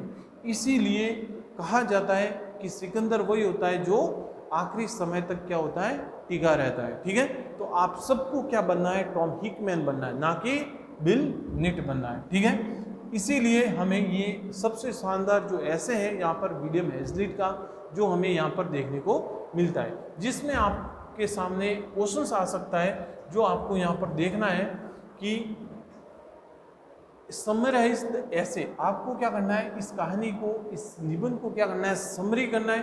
The fight compose by William Hazlitt in your own words. अब इसमें क्या है कि लेखक की बात को बताने का कोई मतलब नहीं है, क्योंकि इस ऐसे को जब आप देखोगे कि किस तरह से कि ओवर कॉन्फिडेंस में लोग मार खा जाते हैं, उसमें आपके स्वयं के कुछ क्या देने चाहिए, यहाँ पर कुछ व्यूज़ देने चाहिए, जिससे क्या है कि इस ऐसे के अंदर बहुत ज़्यादा खूबसूरती आ जाएगी। इस आंसर के अंदर जब आप लिखोगे, अपने व्यूज़ को, अपने विचारों को आप इसके अंदर मिक्स करोगे, तो और भी ज़्यादा क्या है, आपको एक कह सकते हैं कि एक जो ब्यूटीफुल जो आंसर हमें चाहिए वो यहाँ पर उभर के आ जाएगा। आप देखना कि अपनी लाइफ के अंदर आपके पास ऐसा कई बार ऐसा आपके साथ हुआ होगा कि आपने ओवर कॉन्फिडेंस में मार खाई होगी। आप उसी एक्सपीरियंस को यहाँ पर शेयर भी कर सकते हैं जब आपके एग्जामिनेशन में ऐसा क्वेश्चन आपको देखने को मिल जाए। ठीक है, तो आपको क्या करना है, विलियम हेजलिट का जो द फाइट ऐसे है इसको अच्छे से करना है और इसके अंदर विशेष करके ये बातों को भी ध्यान में रखना है जहाँ से आपने क्वेश्चंस आ जाते हैं। ठीक है, इसके साथ ही आपको क्या देना है, give a critical appreciation, critical appreciation भी देना है किसका, द फाइट का। और आपको क्या करना है, the subject of the essay the fight, ये 2 नंबर का क्वेश्चन है। ये कितने नंबर का क्वेश्चन है, 2 मार्क्स का। ठीक है, तो आपको क्या करना है, यहाँ पर 2 मार्क्स के क्वेश्चंस को भी ध्यान में रखते हुए चलना है कि आपको इसका क्या सब्जेक्ट है, इसका क्या विषय है, इसको भी आपको ध्यान में रख के चलना है। ठीक है, तो ये था ऐसे, क्या नाम है, द फाइट, द फाइट। फिर हम चलते हैं हमारा नेक्स्ट ऐसे जो कि क्वेश्चन नंबर 6 में है, explain the central philosophy presented. आपको एक सेंट्रल, एक क्या है, मुख्य दर्शन बताना है, किसी का दर्शन बताना है जिसमें आप देखोगे कि किस तरह से दर्शनीय ये जो ऐसे हैं जिसमें हमें एक नैतिकता होनी चाहिए, हमारे अंदर इथिक्स होनी चाहिए, जो हमें यहाँ पर ये ऐसे को फॉलो करवाएगी। जो हम देखेंगे यहाँ पर कि central philosophy presented by the author in the essay the rule of the road, the rule of the road, मतलब सड़क के ऊपर जब हम चलते हैं तो हमारे क्या क्या नियम होने चाहिए, क्या क्या हमारे कायदे होने चाहिए, किन किन मुख्य बातों का ध्यान रखना चाहिए, वो सारी बातें हमें यहाँ पर इस ऐसे के अंदर देखने को मिलेगी। पहले देखेंगे कि ये जो ऐसे हैं ये किसने लिखा है, ये लिखा है ए.जी. गार्डनर ने। ए.जी. गार्डनर बोले तो हमारे इंग्लिश में सबसे कह सकते हैं कि एक नैतिकतावादी राइटर के रूप में जाने जाते हैं। ठीक है, ए.जी. गार्डनर, ठीक है, ए.जी. गार्डनर। इनका जो बर्थ है, इनका जो जन्म है वो है 1865 से 1946, 1865 से 1946, 1865 से 1946 के बीच में इनका टाइम पीरियड है, जिसमें हम देखते हैं कि ये एक लिटरेचर, एक स्टूडेंट थे लिटरेचर के, और इन्हें अल्फा ऑफ ए प्लग के नाम से भी जाना जाता है। ए.जी. गार्डनर को किस नाम से जाना जाता है, alpha of A plug, alpha of A plug के नाम से भी क्या है, इन्हें जाना जाता है। ठीक है, अल्फा ऑफ ए प्लग के नाम से भी हम इन्हें जानते हैं। अगर हम देखें और भी इनके बारे में तो ये एक जर्नलिस्ट भी थे, एक पत्रकारिता में भी इन्होंने कुछ दिन तक एडिटर के रूप में काम किया है। उसके बाद अगर हम देखें तो ये एक कह सकते हैं कि जर्नलिस्ट के साथ ये एक बहुत सारे जो ब्रिटिश न्यूज़पेपर थे उस समय, उनमें भी ये क्या थे, जुड़े हुए थे, और उन्हीं न्यूज़पेपर में इनके काफ़ी सारे ऐसे कुछ क्रिटिक्स, कुछ बातें थी, कुछ इनके आर्टिकल्स थे जो कि उन ब्रिटिश न्यूज़पेपर्स में क्या करते थे, छपा करते थे। ठीक है, जो हमें यहाँ पर देखने को मिलता है, न्यूज़पेपर्स में हमें देखने को मिलता है। फिर हम चलते हैं कि जो मेन मुद्दा है, जो हमारा जो ऐसे हैं द रूल एंड रोड, इसमें हम देखते हैं कि अगर हम अपने निबंध के अनुसार देखें, क्योंकि ये भी क्या है, आपके व्यू के ऊपर डिपेंड करता है कि आप किस तरह की सोच रखते हो, ये आपके सोच को बताएगा ये आंसर। ठीक है, यहाँ पर भूल जाओ कि ऐसे के अंदर ए.जी. गार्डनर ने क्या बातें बताई है। आप ये बताओ कि the rule of A road, एक रोड पर जब आप चलते हो, सड़क पर आप चलते हो, कि आपके क्या नियम होने चाहिए। नियम नंबर 1 कि अगर आप किसी गाड़ी को लेकर जाते हो तो वहाँ पर आपके ट्रैफिक रूल्स हमारे लोग बनाए हुए होते हैं। जो हमारा ट्रैफिक डिपार्टमेंट है, जो हमारा टूर एंड ट्रेवल्स वाले जो एडमिनिस्ट्रेशन जो है, वहाँ पर वो लोग क्या करते हैं, एक नियम बनाते हैं कि आप अगर गाड़ी लेकर आओगे तो यहाँ पर क्या होगा, सिग्नल्स होंगे। अगर रेड सिग्नल होता है तो आपको क्या करना है, यहाँ पर जेब्रा क्रॉसिंग से पहले रुक जाना है। इसका मेन मुद्दा इसलिए होता है, यहाँ पर सिग्नल होना इसलिए है कि एक समय में एक ही रोड पर, क्योंकि आबादी ज़्यादा है, लोग ज़्यादा है, तो एक ही रोड पर क्या है कि बहुत सारी भीड़ ना हो, ट्रैफिक जाम ना हो, तब क्या करते हैं कि थोड़ी थोड़ी मात्रा में कुछ कुछ लोगों को क्या है कम कम दूरी में रोक दिया जाता है, जिससे क्या होता है कि आगे वाले लोग आराम से आगे बढ़ते रहे। दूसरी चीज कि यहाँ पर क्या होती है, जेब्रा क्रॉसिंग होती है, जिससे क्या होता है कि कोई आने जाने वाला व्यक्ति है जो पैदल यात्री है, अगर उसे रोड क्रॉस करना है तो उसे 1 मिनट का समय दिया जाता है। कितनी मिनट का? 1 मिनट का।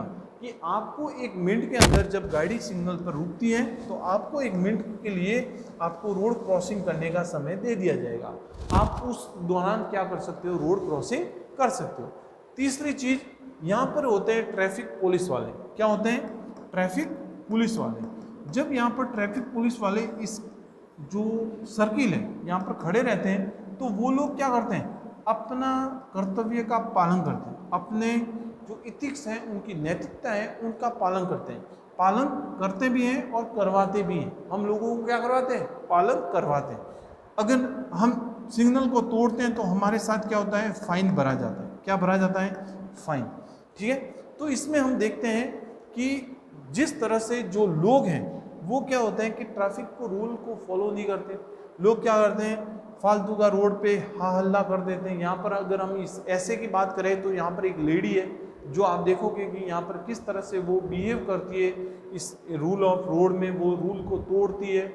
और जिसकी वजह से अगर एक रूल को तोड़ोगे, अगर सपोज करोगे आपने इस क्रॉसिंग को तोड़ दिया, ये है रोड है और इसमें आपने इस सिग्नल को तोड़ दिया, ठीक है, आप चले गए, रेड सिग्नल है, यहाँ पर रेड है और यहाँ से आप आगे बढ़ गए।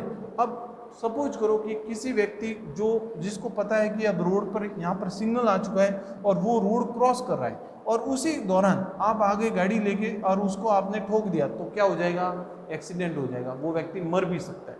उसके साथ अगर आप यहाँ से चले गए और यहाँ से दूसरे वाले लोगों का जाने का समय है, दूसरे वाले जो रोड पर जा रहे हैं, आगे वाली जो लाइन है, अगर वो जा रहे हैं और आपने यहाँ पर बीच में डाल दी तो यहाँ पर ट्रैफिक जाम भी हो सकता है। क्या हो सकता है? ट्रैफिक जाम भी हो सकता है।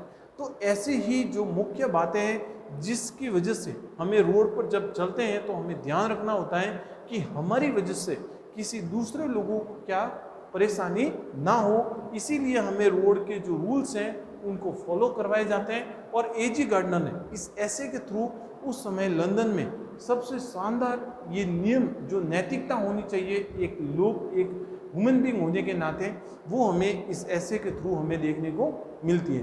तो आपको कैसे करना है कि एक्सप्लेन द सेंट्रल फिलोसॉफी, आपको सेंट्रल जो मेन जो दर्शन है एजी गार्डनर का वो बताते हुए आपको क्या करना है? इस ऐसे को समझाना है। फिर अगर हम इसका सेकंड क्वेश्चन देखें तो उसमें है कि mention the some of the characteristic, आपको कुछ विशेषता बतानी है the essay on the rule of the road, आपको कुछ इसकी विशेषताएं भी क्या करनी है? बतानी है। फिर हम चलते हैं 7वें क्वेश्चन पर। हमारा जो नेक्स्ट क्वेश्चन है उसको देखेंगे कि गिव ए क्रिटिकल समरी, आपको एक क्रिटिकल समरी देनी है किसकी? Seeing of people. ये किसने लिखा है? सर मैक्स बियरबूम ने। सर मैक्स बियरबूम भी एक अच्छे राइटर है जो कि क्या है, बहुत ही शानदार ऐसे हमारे बीच में लेकर आते। जो मैक्स बियरबूम है उनका जो बर्थ प्लेस है वो उनका जो टाइम पीरियड है वो 1872 से 1956 तक है, 1956 तक माना जाता है। इसी दौरान इनका जन्म होता है और इनकी डेथ होती है। इनका जो एजुकेशन है वो मेटन कॉलेज ऑक्सफोर्ड के अंदर होता है। मेटन कॉलेज ऑक्सफोर्ड के अंदर हमें देखने को मिलता है सर मैक्स बियरबूम का। और फिर हम देखते हैं कि जो मैक्स बियरबूम थे वो एक क्या थे? एक रिव्यूइस्ट थे, एक क्रिटिक्स थे। उन्होंने बहुत सारी आयरनी और सैटायर लिखे, बहुत सारी आयरनी और सटायर लिखे। आयरनी का मतलब होता है व्यंग, ठीक है। तो बहुत सारे आयरनी और सटायर हमें सर मैक्स बियरबूम के देखने को मिलते हैं। इसके अंदर अगर हम देखें कि ये जो लेखक है किस तरह से इस ऐसे में हमें बता रहा है कि सीइंग ऑफ पीपल मतलब जैसे कि हम अपने घर पर कोई मेहमान आते हैं और उन मेहमान को हम एक दरवाजे तक छोड़ने जाते हैं।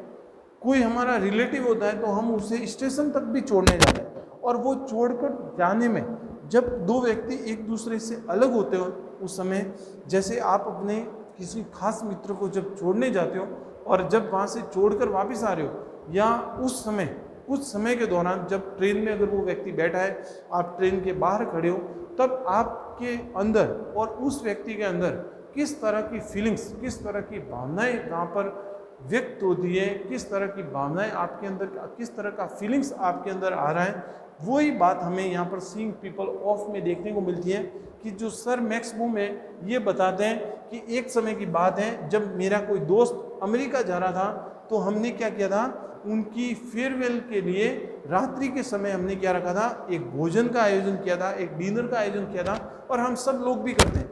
हम लोग क्या करते हैं कि हमारे घर पर जब भी कोई मेहमान आता है और दूसरे दिन जब जाने वाले होते हैं, तो हम क्या करते हैं, एक नाइट के पहले या तो हम कहीं बाहर खाने जाते हैं या हम अपने घर में कुछ अच्छा शानदार सा भोजन वहाँ पर अरेंज करते हैं। और आसपास के जितने भी हमारे रिलेटिव्स हैं, हम उन सबको क्या करते हैं, वहाँ पर इनवाइट करते हैं। जिससे क्या होता है कि हम सारे लोग उसे अच्छे से एक फेयरवेल दे सकें।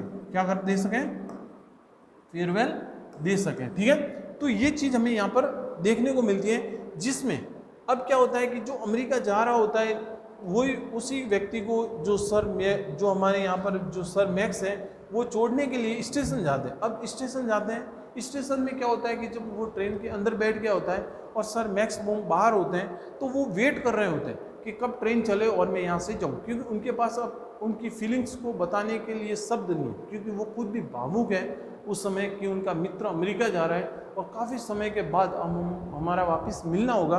तभी इनकी नज़र एक ऐसे व्यक्ति पर पड़ती है कि जो क्या है, कुछ सालों पहले 7 से 8 ईयर पहले एक गरीब व्यक्ति था।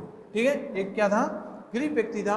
और वो एक बाहर की जो अमेरिकन है उसको छोड़ने के लिए कहाँ आया था, स्टेशन आया था। कहाँ पर आया था, स्टेशन आया था। अब क्या है कि ट्रेन निकली और वो व्यक्ति भी उसे अच्छे से छोड़कर वापस आ रहा था। वो देख रहे थे कि किस तरह से वो व्यक्ति रो रहा है उस अमेरिकन के लिए, उस अमेरिकन जो व्यक्ति हैं, जो वहाँ के जो गेस्ट थे, उनके लिए वो रो रहा है। और एक अच्छा एक जो फेयर वेलकम है, एक अच्छा उनको एक जो विदाई है, वो वहाँ पर दे रहा है स्टेशन के ऊपर।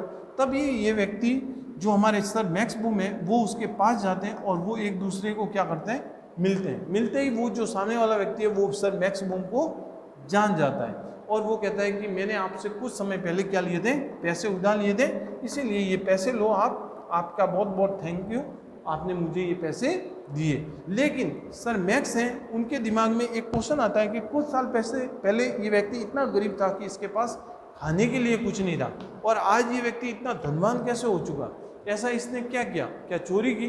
तभी ये व्यक्ति कहता है कि नहीं सर, मैंने क्या किया है, मैं एक एक्टर हूँ। क्या हूँ? मैं एक एक्टर हूँ, एक्टिंग करता हूँ, और उसी एक्टिंग का मुझे क्या मिल रहा है, पैसा मिल रहा है। क्या मिल रहा है? पैसा मिल रहा है। कैसे पैसा मिल रहा है कि मैं एक ऐसी टूर एंड ट्रेवल्स कंपनी में काम करता हूँ जहाँ पर हमें क्या करना होता है, जिसका कोई ना हो इस शहर में या यहाँ पर, उन लोगों को हम क्या करते हैं, सीइंग ऑफ करते हैं। क्या करते हैं? Seeing of. कहाँ पर करते हो? स्टेशन पे, बस स्टॉप पे, एयरपोर्ट पे, जो लोगों का कोई नहीं होता, हम उन्हें सीइंग ऑफ करने आते हैं। ठीक है, तो सर मैक्सिमम कहते हैं कि भाई ऐसी कंपनी कौन सी, तो मुझे भी सिखा दो कि किस तरह से ये जो सीइंग ऑफ किया जाता है, किस तरह से हमें एक्टिंग की जानी होती है। तभी वो व्यक्ति कहता है कि मैं अभी क्या है, वहाँ पर एज ए टीचर काम करता हूँ, और मेरे नीचे जितने भी नए नए जो लोग हैं, जितने एम्प्लॉयज़ हैं, उन्हें मैं ट्रेनिंग करता हूँ। तभी सर मैक्स बूम कहते हैं कि मुझे भी ऐसी ट्रेनिंग चाहिए कि हम किस तरह से जो हमारे मेहमान आते हैं उन्हें आराम से हम सीइंग ऑफ कर सके बिना किसी परेशानी के। मतलब कि जब हम किसी व्यक्ति को छोड़ने जाते हैं तो हम क्या होता है कि हमारे अंदर एक ऐसी ही क्या होती है, परेशानी होती है, और हम देखते हैं कि हमारे अंदर भावनाएं उमड़ती है। ठीक है, हम उदास होते हैं कि वो व्यक्ति जा रहा है, पता नहीं कब वापस मिलना होगा। वो व्यक्ति के लिए हम क्या होते हैं, कई बार हम रो भी लेते हैं, हमारे आंखों में आंसू भी आ जाता है। ठीक है, तो यही चीज़ हम यहाँ पर देखते हैं। तो उसी चीज़ को सर मैक्स बूम चाहते हैं कि तुम एक्टर होते हो, तुम एक्टिंग कर रहे हो, और तुमने कितना अच्छे से इस अमेरिकन को आपने विदाई दी, इतनी अच्छे से मैंने अपने मित्रों को भी नहीं दी। उसी तरह से मैं आपसे क्या है, ऐसी चीज़ें सीखना चाहता हूँ। तो इसी के ऊपर सीइंग ऑफ पीपल जो ऐसे हैं हमारे सामने सर मैक्स बूम लेकर आते हैं। बड़ा ही शानदार, ऐसे बड़ा ही ईजी है, एकदम आसान भाषा में लिखा गया है। आप एक बार देखोगे तो आपको इसके जो क्रिटिकल समरी है वो आसानी से याद हो जाएगी। ठीक है, तो आपको ये भी यहाँ पर देखते हुए चलना है। फिर हम अगर देखेंगे इसके अंदर कुछ अलग क्वेश्चन बनता है तो वो है कि जिस तरह से आप इस थिंक ऑफ पीपल को देखोगे तो इसकी कुछ जैसे थीम है उसमें आपका क्वेश्चन बन सकता है। तो आपको इसकी थीम भी क्या करनी है, याद करनी है। ये 2 नंबर का 2 मार्क्स का क्वेश्चन हो सकता है। ठीक है, फिर हम चलते हैं हमारा 8 क्वेश्चन, क्रिटिकली एग्जामिन जीके चेस्टॉन्स ऐसे on running after one's head. कौन सा है कि on running after one's head, ये जो ऐसे हैं ये हमारे किसने लिखा है, जीके चेस्टॉन ने। किसने लिखा है, जीके चेस्टॉन ने। इनका जो जन्म था वो हुआ था किंगस्टन में। कहाँ पर हुआ था, किंगस्टन में। जीके चेस्टन का जन्म होता है वो होता है किंगस्टन में होता है। कहाँ पर होता है, किंगस्टन में। ठीक है, ये कहाँ पर है, इंग्लैंड में है। कहाँ पर है, इंग्लैंड के अंदर है। इसमें क्या होता है कि कोई व्यक्ति किस तरह से क्या होता है कि एक दूसरे के ऊपर क्या करते हैं, बहाने देते हैं। किस तरह से वो लोग क्या करते हैं, अपने एक दूसरे की परेशानियों को क्या करते हैं, साहसिक रूप में एकदम कहते हैं ना कि एक अलग सोच के साथ, साहस के साथ वो लोग क्या करते हैं, काम करते हैं। अगर हम सोचते हैं कई बार हमारे जीवन में कि कोई परेशानी आ गई और हम क्या करते हैं, उससे मुंह छिपा लेते हैं, हम आगे भागते हैं, हम उन चीज़ों को क्या करते हैं, इग्नोर करते हैं। हम उन चीज़ों से क्या करते हैं, कभी लड़ना ही नहीं चाहते, हम उन चीज़ों को अपने से दूर रखना चाहते हैं। बस इसी चीज़ को यहाँ पर जीके चेस्टॉन हमारे ऐसे के रूप में हमें बताना चाहते हैं कि आप उन वस्तुओं को फेस करो, उन परेशानियों को फेस करो जो आपके जीवन में आती है। आप उन चीज़ों से आप क्या करो, डील करो। आप उन चीज़ों से क्या करो, लड़ो, जिससे क्या होगा, आपको एक नया चीज़ सीखने को मिलेगा। अगर आपके जीवन में सपोज करो कोई परेशानी आ गई, आपकी लाइफ में क्या आ गई, परेशानी आ गई। अब आपने देखा कि जैसे सपोज करो अभी का समय, अगर आपके स्टूडेंट पॉइंट ऑफ व्यू से अगर मैं समझाऊं कि सपोज करो अभी आपके एग्जाम आ गया, अब एग्जाम आ गया, आपने सोचा कि चलो अभी टाइम तो निकल गया, अब तो एग्जाम आ गया, अब तो एग्जाम तो देना पड़ेगा। अब एग्जाम है आपका 30 अगस्त को आपके इंग्लिश का एग्जाम। अब आपने क्या किया, 6-7 महीने कुछ बच्चों ने पढ़ाई की, कुछ बच्चों ने नहीं की। अब आपको अब तो क्या है कि बाय हुक और क्रिक, ठीक है, अब तो या तो मरो या करो, वैसी स्थिति अब हो चुकी है। 4 दिन रहे, आपको कुछ ना कुछ तो करना ही पड़ेगा। अब कोई व्यक्ति क्या होगा, इसको डर के भाग जाएगा, वो या तो एग्ज़ाम नहीं देगा, एग्ज़ाम भी नहीं देगा, ठीक है, या कुछ बहाना बना देगा कि मैं बीमार हूँ, ठीक है, फीवर आ गया या कुछ आ गया है, इस वजह से वो भी नहीं देगा। कोई कहेगा कि मैं बाहर हूँ, ऐसे करके कुछ अलग अलग टाइप के बहाने बना देगा, है ना। अब कोई व्यक्ति क्या होगा, अच्छे से तैयारी करके बैठा होगा कि मैं बस 30 तारीख आए और मैं अपना सारा काम कर दूँ, ठीक है। और एक व्यक्ति ऐसे भी होंगे जो कि क्या होंगे, ठीक है देखी जाएगी, एग्जाम है, ओके हम लड़ेंगे इससे, इसी के अंदर हमारा क्या होगा, सॉल्यूशन होगा। बस यही चीज़ यहाँ पर समझाने जाते हैं कि जब भी आपके जीवन में कोई परेशानी आए, आप उन चीज़ों को क्या करो, फेस करो, फेस करना सीखो, ना कि भागना सीखो, क्योंकि वही चीज़ें आपको क्या करेगी, आपके जीवन में आपको एक स्ट्रॉन्ग व्यक्ति बनाएगी, आपको आपके जीवन में क्या बनाएगी, एक स्ट्रॉन्ग व्यक्ति बनाएगी। और उसके साथ ही आपको इस जीवन में जीने के नए नए हौसले, जीने की नए नए जो टेक्निक्स होती हैं, जो तरीके होते हैं, वो सारी चीज़ें कौन सिखाएगा, यही परेशानी सिखाती हैं। और इसी प्रॉब्लम्स को आप जब फेस करोगे तो उसी के अंदर आपको सॉल्यूशंस भी देखने को मिलेगा। इसी प्रॉब्लम का जो सॉल्यूशन होगा वो प्रॉब्लम के अंदर ही होगा, ना कि प्रॉब्लम के बाहर। इसीलिए हम आपको कहते हैं कि आपको क्या करना है, इन सारी वस्तुओं को फेस करना है और लड़ना है मजबूती के साथ, और तभी आप क्या कर सकते हो, एक अच्छा सॉल्यूशन पा सकते हो। यही चीज़ हमें GK Chesterton one's running after one's head के अंदर देखने को मिलती है, जो कि आपको क्या करना है, अच्छे से देखना है, ठीक है। फिर चलते हैं हम नेक्स्ट क्वेश्चन जो हमारा है, कि जिसमें हम देखेंगे कि what does Chesterton say on the essay one's running on after one's head, जो कि मैंने आपको अभी बताया है। बस उसी वे में आपको अपने अनुसार भी क्या है, कुछ व्यूज को देते हुए आपको क्या करना है, लिखना है, ठीक है। हम देखेंगे लास्ट में, हम देखेंगे कि किस तरह से जब हम आंसर राइटिंग करेंगे उसमें किस तरह से हम बता सकते हैं, वो चीज़ें भी हम यहाँ पर देखेंगे। इसीलिए आप वीडियो में आखिरी तक क्या करना, बने रहना। नेक्स्ट जो क्वेश्चन है जिसमें हम देखेंगे कि give a detail analyse of a Priestley essay on travel by train. JB. Priestley बहुत ही अच्छे राइटर माने जाते हैं, ठीक है, जिन्होंने एक ऐसे दिया है ऑन ट्रेवल बाय ट्रेन कि जब हम ट्रेन के अंदर यात्रा करते हैं तब हमें किन किन चीज़ों को देखने को मिलता है, किन किन चीज़ों को हम फेस करते हैं, किन किन परेशानियों को फेस करते हैं, किन किन वस्तुओं को जिससे हमें सीखने को मिलता है उसको फेस करते हैं। यहाँ पर हमें इस ऐसे के अंदर जो जे.बी. प्रेस्टले हैं वो ये बताते हैं कि जब कोई व्यक्ति, जैसे बड़े बुजुर्ग हैं, अगर वो ट्रेन पर यात्रा कर रहे हैं तो वो प्लेटफॉर्म के ऊपर क्या करेंगे, बार बार समय को देखेंगे, बार बार समय देखते रहेंगे, ट्रेन आई नहीं आई। वहाँ की जो एडमिनिस्ट्रेशन है, वहाँ की जो गंदगी है, वहाँ का जो लेट लतीफ़ जो सिस्टम है, वो सारी चीज़ों को ये लोग क्या करेंगे, यहाँ पर खड़े खड़े ट्रेन आने तक रिव्यू करते रहेंगे। ये लोग क्या करेंगे, रिव्यू करेंगे और अपने विचारों को क्या करेंगे, व्यक्त करेंगे, ऐसा होना चाहिए, ऐसा होना चाहिए। ये सारी बातें कौन बताने हैं, ये जो ओल्ड एज वाले पीपल्स हैं ये बताएंगे। कौन से बताएंगे, ओल्ड एज वाले लोग बताएंगे। फिर हम देखते हैं कि इसी के दौरान कुछ बच्चे होते हैं, जो चाइल्ड होते हैं, जो चाइल्ड्स होते हैं, वो लोग क्या करेंगे, यहाँ पर खेल कूद करेंगे। उन्हें उनसे किसी प्रकार का कोई मतलब नहीं है, वो तो और उल्टा वहाँ पर कचरा फैलाएंगे। तो ऐसी ऐसी जो छोटी छोटी बातें जब हम ट्रेन की यात्रा करते हैं, जब हमें देखने को मिलती हैं, जैसे ट्रेन के अंदर ही अगर हम चले, जिसमें हम देखेंगे कि कुछ ऐसे बच्चे होंगे जो कि क्या करेंगे, शैतानी करेंगे, और उसी शैतानी की वजह से पास में और भी जो पैसेंजर होते हैं वो लोग क्या होते हैं, इससे डिस्टर्ब होते हैं, ठीक है। कुछ ऐसे लोग होंगे जो कि क्या करेंगे, खाना वहाँ पर फैलाएंगे। वो लोग क्या करेंगे, खाने के बाद वो जो वेपर्स होते हैं, जो कचरा होता है, वो भी वहीं डाल देंगे। कुछ लोग ऐसे होंगे जो ट्रेन में एक कोने के अंदर ऊपर पड़े रहेंगे, जो बस उन्हें और किसी से मतलब नहीं है, वो बस सोते रहेंगे। कुछ ऐसे लोग भी होंगे जो कि क्या करेंगे, एक दूसरे को बोल बोल कर पका रहे होंगे, जिसको साइलेंट बैठना है और वो पास में ऐसा कोई आ जाता है जो बार बार बोल बोल कर रहा है और वो उसे परेशान कर रहा है। तो इसी सारी चीज़ों को जे.बी. प्रेस्टले कहते हैं कि जब हम ट्रेन में ट्रेवल करते हैं तब हमें देखने को मिलता है कि किस किस परेशानी से एक यात्री को गुजरना पड़ता है, वो हमें इस train by train on travel by train वाले ऐसे में देखने को मिलती है।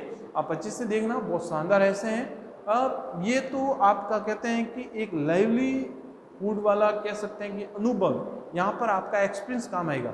आप सब लोग ट्रेनों में यात्रा करते हो और ट्रेनों में यात्रा के दौरान आप देखते हो कि कितने सारी परेशानी हमें देखने को मिलती है। जैसे अगर हम वॉशरूम देखें तो ट्रेनों के वॉशरूम्स कैसे होते हैं, लोग क्या करते हैं, वहीं पर जो भी खाते हैं उसके कचरे वहीं डाल देते हैं, जिससे क्या होता है कि पास में जो दूसरा व्यक्ति है जो बेचारा कुछ नहीं खाता और उसे अगर वहाँ जाना है, यूज़ करना है उस वॉशरूम को, तो उसके लिए बड़ी चैलेंजिंग काम हो जाता है, वो उस व्यक्ति उस वॉशरूम को यूज़ नहीं कर पाता। तो बस इसी सारे डीमेरिट्स के ऊपर ये जो ऐसे हैं हमारा बना है, जिसको आपको क्या है अपने व्यूज़ में लिखना है, ठीक है। फिर हम चलते हैं, हमारा जो नेक्स्ट क्वेश्चन है जिसको हम देखेंगे कि describe the types of railway travellers. आपको क्या करना है कि इस ऐसे में यहाँ पर हमें देखने को मिला है कि किस किस तरह के जो लोग होते हैं, वो यहाँ पर जो जे.बी. प्रेस्टले हैं वो हमारे इस ऐसे में बताया है, उसको आपको यहाँ पर डिस्क्राइब करना है। And that the Priestley refer into his essay on travel by train.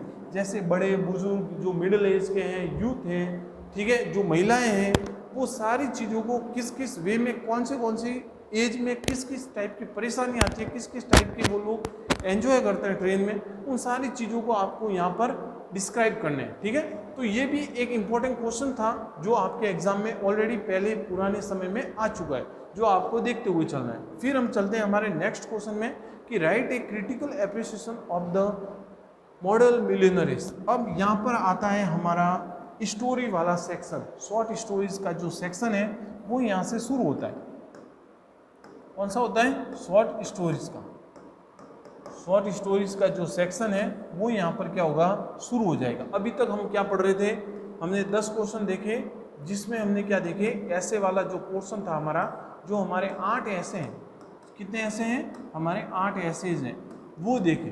अब हमारा कौन सा है, 11वां शॉर्ट स्टोरीज है। कौन सा है, शॉर्ट स्टोरीज है, जो कि हम क्या कर रहे हैं यहाँ पर देख रहे हैं, जिसमें सबसे पहले हमें देखने को मिलता है the model millionaires. The model millionaire मतलब एक आदर्श करोड़पति, एक आदर्श करोड़पति, ठीक है, एक आदर्श करोड़पति जिसे कहते हैं, ठीक है। किसने लिखा है? ऑस्कर वाइल्ड ने। किसने लिखा है? ऑस्कर वाइल्ड ने लिखा है। ऑस्कर वाइल्ड ने ये स्टोरी को लिखा है, इस कहानी को लिखा है। ऑस्कर वाइल्ड बहुत ही अच्छे लेखक माने जाते हैं, बहुत ही अच्छे स्टोरी राइटर थे, और इनका जो बर्थ है वो 1854 में डलबीन में होता है। कहाँ पर होता है? 1854 में डलबीन में होता है। डलबीन कहाँ पर है? आयरलैंड के अंदर है। कहाँ पर है? आयरलैंड में, ठीक है। ऑस्कर वाइल्ड का जन्म कहाँ होता है? डलबीन में होता है। अब हम देखते हैं कि जो ऑस्कर वाइल्ड है वो क्या थे? आइज एंड ईयर स्पेशलिस्ट है। क्या थे? आइज एंड ईयर स्पेशलिस्ट है, स्पेशलिस्ट थे, ठीक है। आइज और ईयर के स्पेशलिस्ट एक डॉक्टर थे, कान नाक गले के। और ये इन्होंने, जब मैं कहता हूँ कि जैसे डॉक्टर होते हुए ये लिटरेरी बैकग्राउंड, ये जो लिटरेरी वाला जो कह सकते हैं कि जो कल्चर था, इसमें ये कैसे आए कि इन्होंने कहानियाँ लिखना शुरू कर दिया। इन्होंने अपना, क्योंकि ये इनकी क्या थी? एक हॉबी थी। क्या थी? हॉबी थी। जब ये पढ़ रहे थे तो इनको कहानियाँ लिखना काफ़ी अच्छा लगता था, इसीलिए इन्होंने कुछ कहानियाँ लिखी, जिसकी वजह से ये कुछ बातों को बताना चाहते थे, जिसमें हमने देखा है कि इन्होंने विशेष करके ग्रीक लिटरेचर में, इसमें ग्रीक लिटरेचर में अपना इंटरेस्ट लिया। ग्रीक लिटरेचर में इनका विशेष कह सकते हैं कि इंटरेस्ट था, जो कि इनके काफ़ी सारे काम में हमें देखने को मिलता है, ठीक है। तो उसमें सबसे पहला जो हमारा जो स्टोरी है वो आता है कौन सा? The model millionaires. The model millionaire. इसमें देखने को मिलता है कि एक जो करोड़पति व्यक्ति किस तरह से एक व्यक्ति होता है, जो कि क्या है, यहाँ पर क्या होता है कि गरीब होता है, और वो एक बार क्या होता है, अपने दोस्त के पास जाता है। जब उसका जो दोस्त है उसके पास जाता है, वो क्या होता है? एक पेंटर होता है। क्या होता है? पेंटर होता है। और वो किसका पेंटर बना रहा होता है? हगी इरेक्सन का। किसका? हगी इरेक्सन का, ठीक है। और उसी दौरान जो हगी इरेक्सन है, जो ये बैरन है, जो जिसका पेंटिंग वहाँ पर बना हुआ होता है, इसको ये हगी इरेक्सन क्या समझता है? ये एक गरीब व्यक्ति है। क्या है? पूर्व व्यक्ति है। कारण ये होता है कि जो व्यक्ति पेंटिंग बना रहा होता है वो इस बैरन जो करोड़पति व्यक्ति है उसका पेंटिंग बना रहा होता है। और पेंटिंग कैसे बनानी है? एक फटे पुराने कपड़ों में एक गरीब व्यक्ति की छवि में एक पेंटिंग बनानी है। तभी ये व्यक्ति हगी इरेक्सन वहाँ पर आ जाते हैं, और उसी दौरान ये उस सामने बैठे व्यक्ति को गरीब व्यक्ति समझ लेते हैं और उसे 1 रुपीज़ का कॉइन दे देते हैं, 1 रुपीज़ का कॉइन दे देते हैं। इसी को जब ये तो यहाँ से वापस निकल जाते हैं, और जब शाम को ये बात जब उन्हें इसके दोस्त से पता चलती है, जो पेंटर है उनसे, तो ये लोग काफ़ी हंसते हैं, और ये बेचारा दुखी हो जाता है कि इसने एक करोड़पति इंसान को क्या दे दिया? 1 रुपया दे दिया। अब यही बात, अब एक बात और होती है कि जो हगी इरेक्सन है, ये क्या है कि एक लड़की से प्रेम करते थे, और वो लड़की किसकी थी? कर्नल की थी। किसकी थी? कर्नल, जो आर्मी में होते हैं उनकी बेटी थी। और उन्होंने इसके सामने एक शर्त रखी थी कि आपके पास कितने होने चाहिए? 10,000 पाउंड्स होने चाहिए, ठीक है। 10,000 आपके पास पाउंड्स होंगे, तभी मैं आपको क्या करूँगा? अपनी बेटी का हाथ आपके हाथ में दूंगा। अब बेचारा वैसे ही परेशान होता है, ये गरीब आदमी, इसके पास 1 रुपया भी नहीं। अभी ये बात जो बैरन है उसको पता चल जाती है, और इसकी जो एक कहते हैं ना कि एक सॉफ्ट हार्टेड जो आदमी था, जब इसने 1 रुपया इसको दिया, तब उसको पता चल जाता है कि ये व्यक्ति क्या है? बड़ा ही अच्छा है, दिल से साफ व्यक्ति है। तब जो बैरन है, ये करोड़पति व्यक्ति है, ये इसके लिए क्या भेजता है? 10,000 रुपये का 1 पाउंड का एक चेक भेजता है दूसरे ही दिन, और उसको पाकर ये व्यक्ति बड़ा खुश होता है, और इसकी शादी किसके साथ हो जाती है? उस लड़की के साथ हो जाती है। और जब इनका जो रिसेप्शन होता है तभी बैरन आता है, और उसी समय जो हगी है ये कहता है कि मैंने सब कुछ देखा, लेकिन मैंने एक मॉडल मिलियनर्स नहीं देखा, और उनकी जो बातें होती है वो एकदम अलग ही होती है। एक आदर्श जो करोड़पति होता है वो एक करोड़पति से काफ़ी डिफरेंट होता है। यही बात हमें यहाँ पर ऑस्कर वाइल्ड क्या है देखने को बताते हैं यहाँ पर, ठीक है। और हम देखते हैं ना, कई बार क्या होता है कि जैसे अगर हम हमारे इंडिया में ही अगर हम बात करें, हमारे भारत के अंदर भी कितने करोड़पति हैं, जैसे अंबानी, अगर हम बड़े बड़े लोगों की बात करें तो अंबानी है, अडानी है, ठीक है। लेकिन वहीं पर एक अच्छे व्यक्ति भी आते हैं जिसका नाम है रतन टाटा। क्या नाम है? रतन टाटा। रतन टाटा जो कि क्या है, एक सॉफ्ट हार्ट है।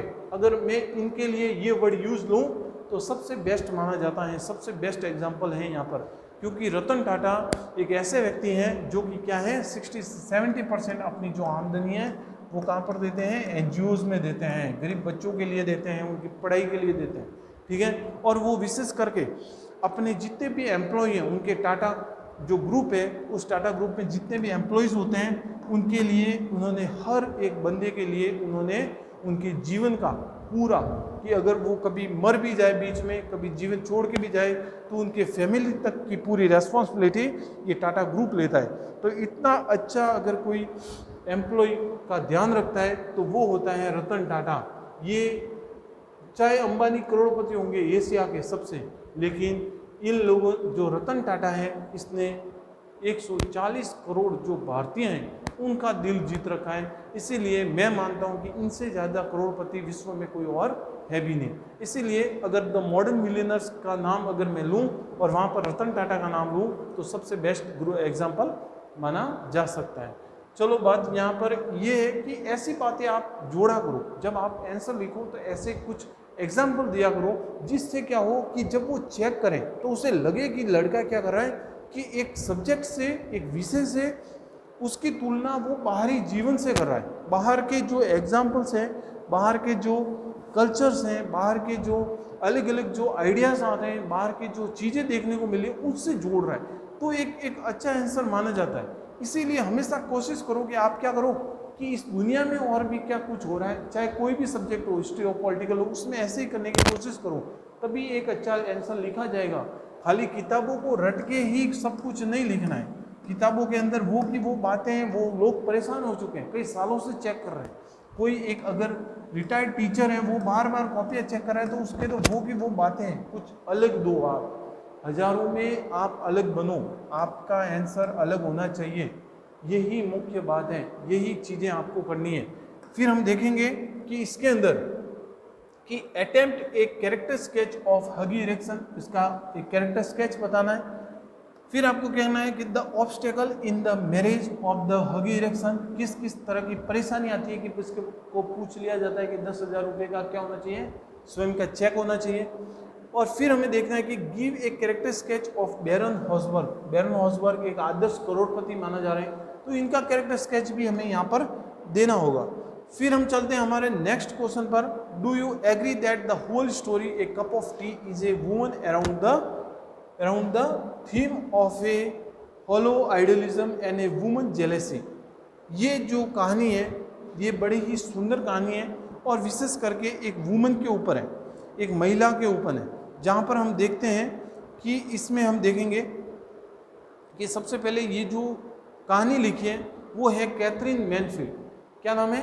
कैथरीन मैनफील्ड। कैथरीन मैनफील्ड, ठीक है। ये कैथरीन मैनफील्ड नाम की जो महिला है उसकी एक लिखी गई कहानी है, जिसमें क्या होता है कि एक महिला है, करोड़पति महिला है, काफ़ी अच्छी है, धनवान है, दिल से भी अच्छी है, लेकिन मैरिड है। और वो क्या है कि एक बार जब क्या है, सबसे पहले अगर मैं कैथरीन मैनफील्ड के बारे में बताऊं तो इनका जो बर्थ है वो 1888 में हुआ है। कब हुआ है? 1888 में हुआ है। और इनकी जो डेथ है वो 1923 में हो जाती है, 1923 में हो जाती है। और एक ये ब्रिटिश स्टोरी राइटर है। ये कैसी राइटर है? एक ब्रिटिश स्टोरी राइटर है, एक ब्रिटिश स्टोरी राइटर है, ठीक है, एक ब्रिटिश स्टोरी राइटर है।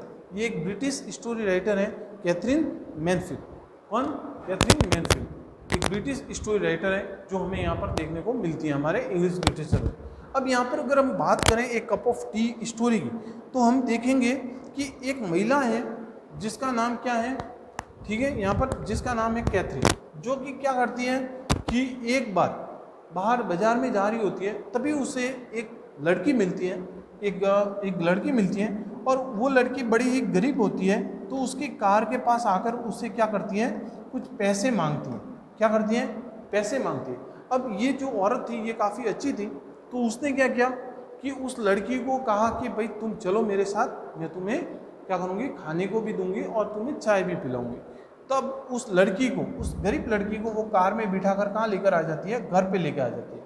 कहाँ पर लेकर आती है, घर पर लेकर आ जाती है। अब घर पर लेकर आने के बाद अब क्या होता है कि घर पर लेकर आने के बाद अब वो लड़की के, वो जो महिला है वो उसके लिए कि बारिश में जब वो भीग गई होती है, अब बारिश चल रही होती थी उस समय, तो भीग गई होती है, तो वो उसे क्या देती है, अपने कपड़े देती है। क्या देती है, कपड़े देती है। उसे कहती है कि तुम पहले क्या हो जाओ, सही से एकदम साफ सुथरी हो जाओ, और फिर जो चिमनी है वहाँ पर लंदन में क्या होता है, चिमनियाँ लगी होती है घर में, उस चिमनी के पास बैठ जाओ ताकि क्या हो जाओगी, तुम्हें सर्दी या बीमार ना हो। अब उसी समय वो अपने नौकर को क्या करती है, आवाज़ करके क्या देती है कि तुम क्या लेकर आओ, एक कप चाय लेकर आओ, एक कप ऑफ टी, एक कप ऑफ टी लेकर आओ, जो कि क्या है, इस लड़की को देनी है। अब ये चीज़ होती है, तभी इसका हस्बैंड आ जाता है। क्या आ जाता है, हस्बैंड। और उसी दौरान ये उस लड़की को देखता है, और उस लड़की को, वो लड़की बहुत ही खूबसूरत होती है। यही बात उसके वाइफ को पता चल जाती है कि मेरा जो हस्बैंड है वो इस लड़की को क्या कर रहा है, देख रहा है। अब बात आ गई जेलेसी की, ए वुमन जेलेसी। चाहे कितनी भी अच्छी हट काइंडेड वुमन हो, जब बात आती है अपने ऊपर, तो वो क्या करती है, दूसरी लड़की से क्या कर रही है, जेलस फील कर ही देती है। अब उसका हस्बैंड ने क्या कर दी, उस लड़की की तारीफ कर दी, क्या कर दी, उसकी प्रेज कर दी, उसकी प्रशंसा कर दी। अब प्रशंसा करते ही क्या हो गया, ये जो महिला थी अच्छी, इसका दिल में क्या हो गया, इसके दिल में जेलेसी का भाव आ गया। क्या आ गया, जेलेसी का भाव आ गया। ठीक है। अब उससे क्या होने लगी, घृणा होने लगी। किससे, उस लड़की से। अब वो क्या करती है, उस लड़की को जल्दी से घर से बाहर रवाना कर देती है। इसी के ऊपर ये कहानी यहाँ पर समाप्त होती है। और इसके अंदर हमें देखने को मिलता है इस पूरी स्टोरी में कि किस तरह से एक कप ऑफ टी में हमें इस कहानी में एक पूरी तरह से एक हेलो आइडियलिज्म, एक विचार, एक सोच को देखने को मिलेगा। और एक जो महिला की जो जेलेसी है, एक जो भावना होती है, उसको हम क्या करेंगे, इस क्वेश्चन के अंदर, इस स्टोरी में हमें देखने को मिलेगा। फिर अगर हम देखते हैं इसका एक नेक्स्ट इंपॉर्टेंट क्वेश्चन, अगर हम इसका नेक्स्ट इंपॉर्टेंट क्वेश्चन देखें, जो कि कौन सा है, 13th है, जिसमें हम देखेंगे कि explain how Katherine Mansfield has work out the theme of a womanly jealousy in the story a cup of tea. कि किस तरह से वुमन की एक जेलेसी की जो भावना होती है, उसको एक कप ऑफ टी में किस तरह से दर्शाया गया है, उसको आपको देखते हुए चलना है। अब इस बात को आप बाहर भी जोड़ सकते हो। ठीक है, कि आपने कई बार देखा है कि कई जगह हमें देखने को मिलता है कि वुमन जेलेसी में कई सारे उल्टे कदम भी उठा लेती है। आप उन चीज़ों को भी यहाँ पर जोड़ के लिख सकते हो, क्योंकि कहानी है, कहानी में आप जितना बाहर से उस चीज़ को कांटेक्ट करोगे, उतना ही एक अच्छा आंसर आपके लिए बनेगा। तो आपको इन दो चीज़ों का क्या रखना है, ध्यान रखना है एक कप ऑफ टी में। फिर हम चलते हैं हमारे नेक्स्ट क्वेश्चन में कि describe the chief character, describe the chief characteristic of ला चारित्रा, personality and character as a describe the story. अब क्या है कि आपको ला चारित्रा की जो पर्सनैलिटी है और जो कैरेक्टर है, वो यहाँ पर क्या करना है, डिस्क्राइब करना है। और ये जो हमारा ऐसे है जो हमें देखने को मिलेगा, जिसमें हम इसकी बात करेंगे, और वो है द मदर। कौन सा ऐसे है, द मदर।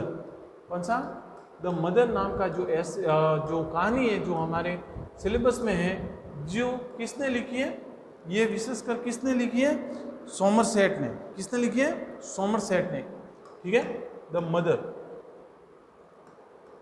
और जो ला चारित्रा कौन है, वही वुमन है जो कि क्या करती है, अपने बेटे को पालती है और अपने हस्बैंड का हत्या कर देती है। ठीक है, सबसे पहले अगर सोमरसेट के बारे में देखें तो 1874 में इनका जन्म होता है। 1874 में इनका जन्म होता है। और अगर हम देखते हैं इनकी डेथ, तो 1965 में इनकी डेथ हो जाती है। और ये 1965 में डेथ हो जाती है। और इस सेंचुरी की, अगर मैं इस सेंचुरी की बात करूं, तो ये सेंचुरी की सबसे, कहते हैं कि सबसे इम्पोर्टेंट स्टोरी राइटर है। Important story writer, important story writer है। ठीक है, इम्पोर्टेंट स्टोरी राइटर मानी जाती है। अगर मैं इसमें ये बात देखूँ तो, ठीक है। अगर हम इसकी और भी बात करें तो इनके जो फादर थे वो ब्रिटिश एम्बेसी इन पेरिस के अंदर काम करते थे, और वहीं पर इनकी पेरिस में ही क्या है इनकी एजुकेशन होती है, वहीं से ये आगे बढ़ती हैं। और जो काम है, जो लिटरेचर में, ये साहित्य का जो काम है, साहित्य में इनकी जो रुचि है वो दिन ब दिन बढ़ती है, और वहीं से ये क्या करती हैं, अपनी आगे की जर्नी है उसको स्टार्ट रखती हैं। अब अगर हम इसकी एक ऑटोबायोग्राफी देखें, द समिंग अप जो ऑटोबायोग्राफी है, इनकी एक ऑटोबायोग्राफी है, अगर हम एक इनकी ऑटोबायोग्राफी पर देखें तो द समिंग अप ये क्या है, इनकी ऑटोबायोग्राफी है जो हमें यहाँ पर देखने को मिलेगी, ठीक है। तो हम यहाँ पर इस स्टोरी में देखेंगे कि जो ला चारेचा है ये वो वुमन है जो कि क्या है, बड़ी ही पॉजिटिव है, और वो यहाँ पर क्या करती हैं, अपने पति की ही क्या करती हैं, हत्या कर देती हैं, क्योंकि उसका पति एक बार क्या करता है, अपने उसके बेटे को उसके सामने ही क्या करता है, मारता है, और इसी वजह से वो गुस्से में आकर क्या करती है, अपने पति की ही क्या करती है, हत्या कर देती है, क्योंकि उसके लिए उसका जो बेटा था, उसका जो सोन था, वो ही सब कुछ था, क्योंकि वो क्या थी, एक माँ थी, क्या थी, एक माँ थी। और माँ जब अपने बच्चे को परेशानी में देखती हैं तो वो दुनिया की किसी भी ताकत से भिड़ने की क्या रखती हैं, हिम्मत रखती हैं। इसीलिए ये भी माना गया है कि जो माँ है वो इस दुनिया का सबसे बड़ा क्या है, योद्धा है, क्या है, योद्धा है। जो KGF जो मूवी आई थी साउथ के, उसके अंदर आई डोंट थिंक कि मुझे आपको बताने में और कुछ कहना चाहिए माँ के लिए। आप वहाँ से अगर एक इंस्पिरेशन के रूप में देखोगे तो KGF के अंदर आपको वो चीज़ देखने को मिल जाएगी। वहाँ पर जो हमारे हैं वो कहते हैं कि इस दुनिया की सबसे बड़ी योद्धा कौन है, माँ है।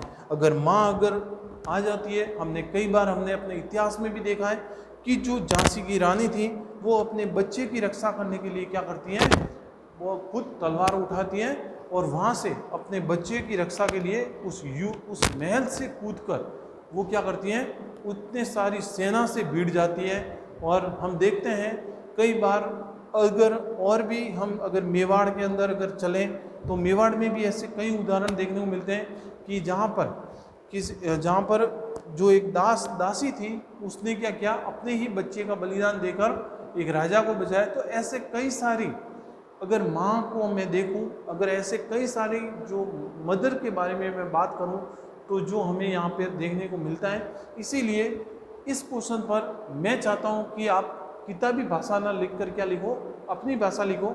माँ के बारे में आप जितना स्वयं बता सकते हो उतना बेटर होगा, क्योंकि बोलने से या कहीं छपा हुआ हम माँ के बारे में लिखें तो वो एक अच्छा नहीं होगा। हाँ, अगर एग्ज़ाम के पॉइंट ऑफ व्यू से अगर हमें एग्ज़ाम को पास करना है तो थोड़ा बहुत जो कहानी है उसको देख लेना और उसके बाद अपना कुछ पर्सनल व्यू माँ के ऊपर ज़रूर देना, जो कि क्या है, एक खूबसूरत ऐसे हमें देखने को मिलेगा।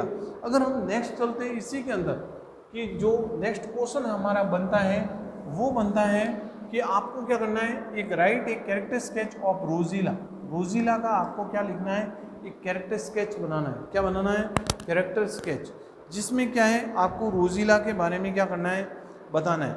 फिर हम चलते हैं, हमारा जो नेक्स्ट क्वेश्चन है 15th क्वेश्चन है कि write a critical appreciation of a growing up जो कहानी है उसका आपको क्रिटिकल एप्रिसिएशन देना है कि किस तरह से जो एक बाप है काफ़ी दिनों के बाद टूर से आता है और आने के बाद वो अपनी 2 बेटियों को मिलता है, अपनी 2 डॉटर्स को मिलता है जो कि गार्डन में खेल रही होती है। जब ये टूर पे जाता है तो उसका जो बिहेवियर है वो चेंज होता है, और जब ये वापस आती है तो इनका बिहेवियर चेंज हो जाता है, क्योंकि जो डेवलपमेंट है एक ह्यूमन बॉडीज़ है, जो ह्यूमन बॉडी है उसके अंदर जो डेवलपमेंट होता है, ह्यूमन जो बॉडी है उसमें जो डेवलपमेंट होता है वो क्या होता है, एज के साथ चलता रहता है, उम्र के साथ क्या है, चलता रहता है। जैसे जैसे एक बच्चा बड़ा होगा उसके अंदर अलग अलग विकास होगा, अलग अलग डेवलपमेंट होगा, उसका जो नेचर है, उसका जो बर्ताव करने का जो तरीका है वो भी क्या है, साथ साथ में चेंजेस होता जाएगा। उसी तरह से इसी कहानी में भी यही देखने को मिलता है कि एक पिता जब काफ़ी समय के बाद वापस आता है तो उसकी दो बेटियों में क्या है, उसे काफ़ी बड़ा चेंजेस देखने को मिलता है, जो कि हम यहाँ ग्रोइंग अप जो स्टोरी है उसमें हम देखते हैं। जो द ग्रोइंग अप स्टोरी है ये लिखी है जॉयसी कैरी ने।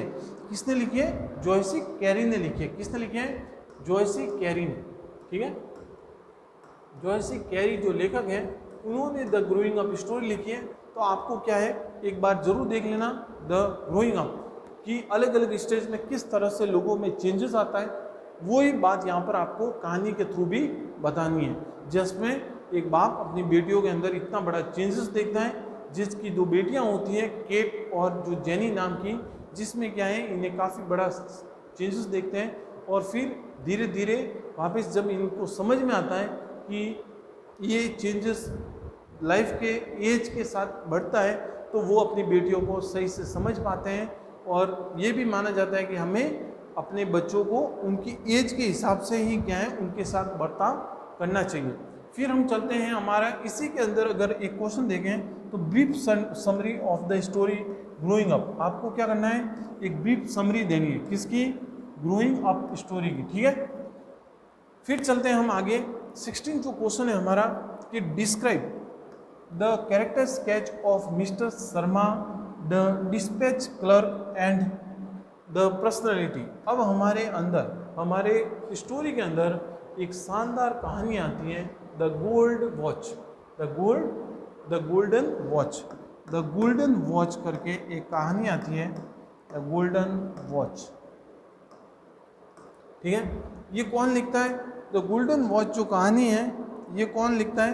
देखो आगे, मुकुल राज आनंद, जो कि हमारे भारतीय लेखक हैं। कौन लिखता है? मुकुल राज आनंद। ठीक है, मुकुल राज आनंद जो कि क्या है, एक इंडियन राइटर है। क्या है? एक इंडियन राइटर। ठीक है, जो कि एक इंडियन राइटर है। जो मुकुल राज आनंद है, इनका जो जन्म है वो कहाँ पे होता है? पेशावर में होता है। कहाँ पर होता है? पेशावर में होता है। ठीक है, पेशावर जो कि वर्तमान में कहाँ है? पाक में है, पाकिस्तान में है। ठीक है, जहाँ पर इनका जन्म हुआ है। और ये मुकुल राज आनंद हमारे यहाँ के बहुत ही फेमस राइटर माने जाते हैं।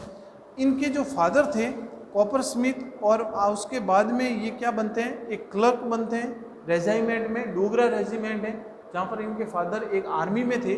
और वहीं पर ये उस समय क्या थे, ये अलग अलग टाइम पीरियड में अलग अलग शहरों में जाकर इनकी एजुकेशंस हुई है। और फिर हम देखते हैं कि ये धीरे धीरे जो पाकिस्तान और जो भारतीय कल्चर है उसके ऊपर काफ़ी सारी कहानियाँ लिखते हैं। और इसी में भी हम देखेंगे कि द गोल्डन वॉच में किस तरह से एक जो क्लर्क होता है, एक जो कर्मचारी होता है, वो काफ़ी समय तक अपने ही मालिक के नीचे काम करता रहता है। और फिर एक समय ऐसा आता है जब उसे उसका जो मालिक है वो उसे क्या करवाता है? ज़बरदस्ती रिटायरमेंट दिला देता है। क्या करता है? रिटायरमेंट दिला देता है। उसका जो बॉस है वो एक बार बाहर जाता है और उसके लिए द गोल्डन वॉच लेकर आता है। क्या लेकर आता है? The golden watch. अब ये व्यक्ति है जो मिस्टर शर्मा है, ये समझ जाता है कि कोई व्यक्ति मुझे अगर सोने की घड़ी, इतनी महंगी घड़ी दे रहा है, तो इसका मतलब अब मेरा काम उसके लिए समाप्त हो चुका है, अब उसको मेरी किसी भी काम की ज़रूरत नहीं है। तो यही बात सोचकर ये बेचारा दुखी हो जाता है कि किस तरह से मैं अपने बच्चों का पालन करूंगा, अभी तक मेरे बच्चों की शादियां भी करनी है, मैं क्या करूंगा, मेरे पास कोई ऑप्शन भी नहीं है। तो यही सारी वस्तुएं ये मिस्टर शर्मा यहाँ पर सोचता है। और इनके जो बॉस हैं वो क्या है, कुछ समय पहले ही इन्हें क्या करते हैं? रिटायरमेंट दिलवा जाते हैं। और यही बात यहाँ पर क्या है हमें देखने को मिलती है, उनकी पर्सनैलिटी और डिस्पैच क्लर्क, इसके बारे में आपको इस स्टोरी में क्या करना है? देखना है। आप ये भी एक क्या है शानदार स्टोरी है मुकुल राज आनंद की, बहुत ही फ्रेंकली एकदम सिंपल भाषा में लिखी गई कहानी है, आपको देखते हुए चलना है। इसका पूरा क्वेश्चन है कि डिस्क्राइब द कैरेक्टर स्केच, आपको कैरेक्टर स्केच भी बताना है मिस्टर शर्मा का, और साथ में the dispatch clerk and the personality, और उसकी पर्सनैलिटी और डिस्पैच क्लर्क किस तरह से थे, वो किस तरह से उन्हें वहाँ से ज़बरदस्ती वहाँ से भिजवा दिया जा रहा था, तो उसके बारे में आपको क्या करना है? यहाँ पे लिखते हुए चलना है। फिर हम चलते हैं आगे नेक्स्ट क्वेश्चन के ऊपर, जो 17th क्वेश्चन है कि write a critical appreciation of the story a client. एक क्रिटिकल एप्रिसिएशन लिखना है आपको किस पे, एक क्लाइंट पे। एक क्लाइंट नाम की जो स्टोरी है, ये जो कहानी है हमारे जो लेखक हैं राजा राव, जो इंडियन राइटर हैं, उन्होंने लिखी है। किसने लिखी है? राजा राव ने। राजा राव ने लिखी है। किसने लिखी है? राजा राव ने। अगर हम देखें कि राजा राव का जो टाइम पीरियड है वो है 1909 में।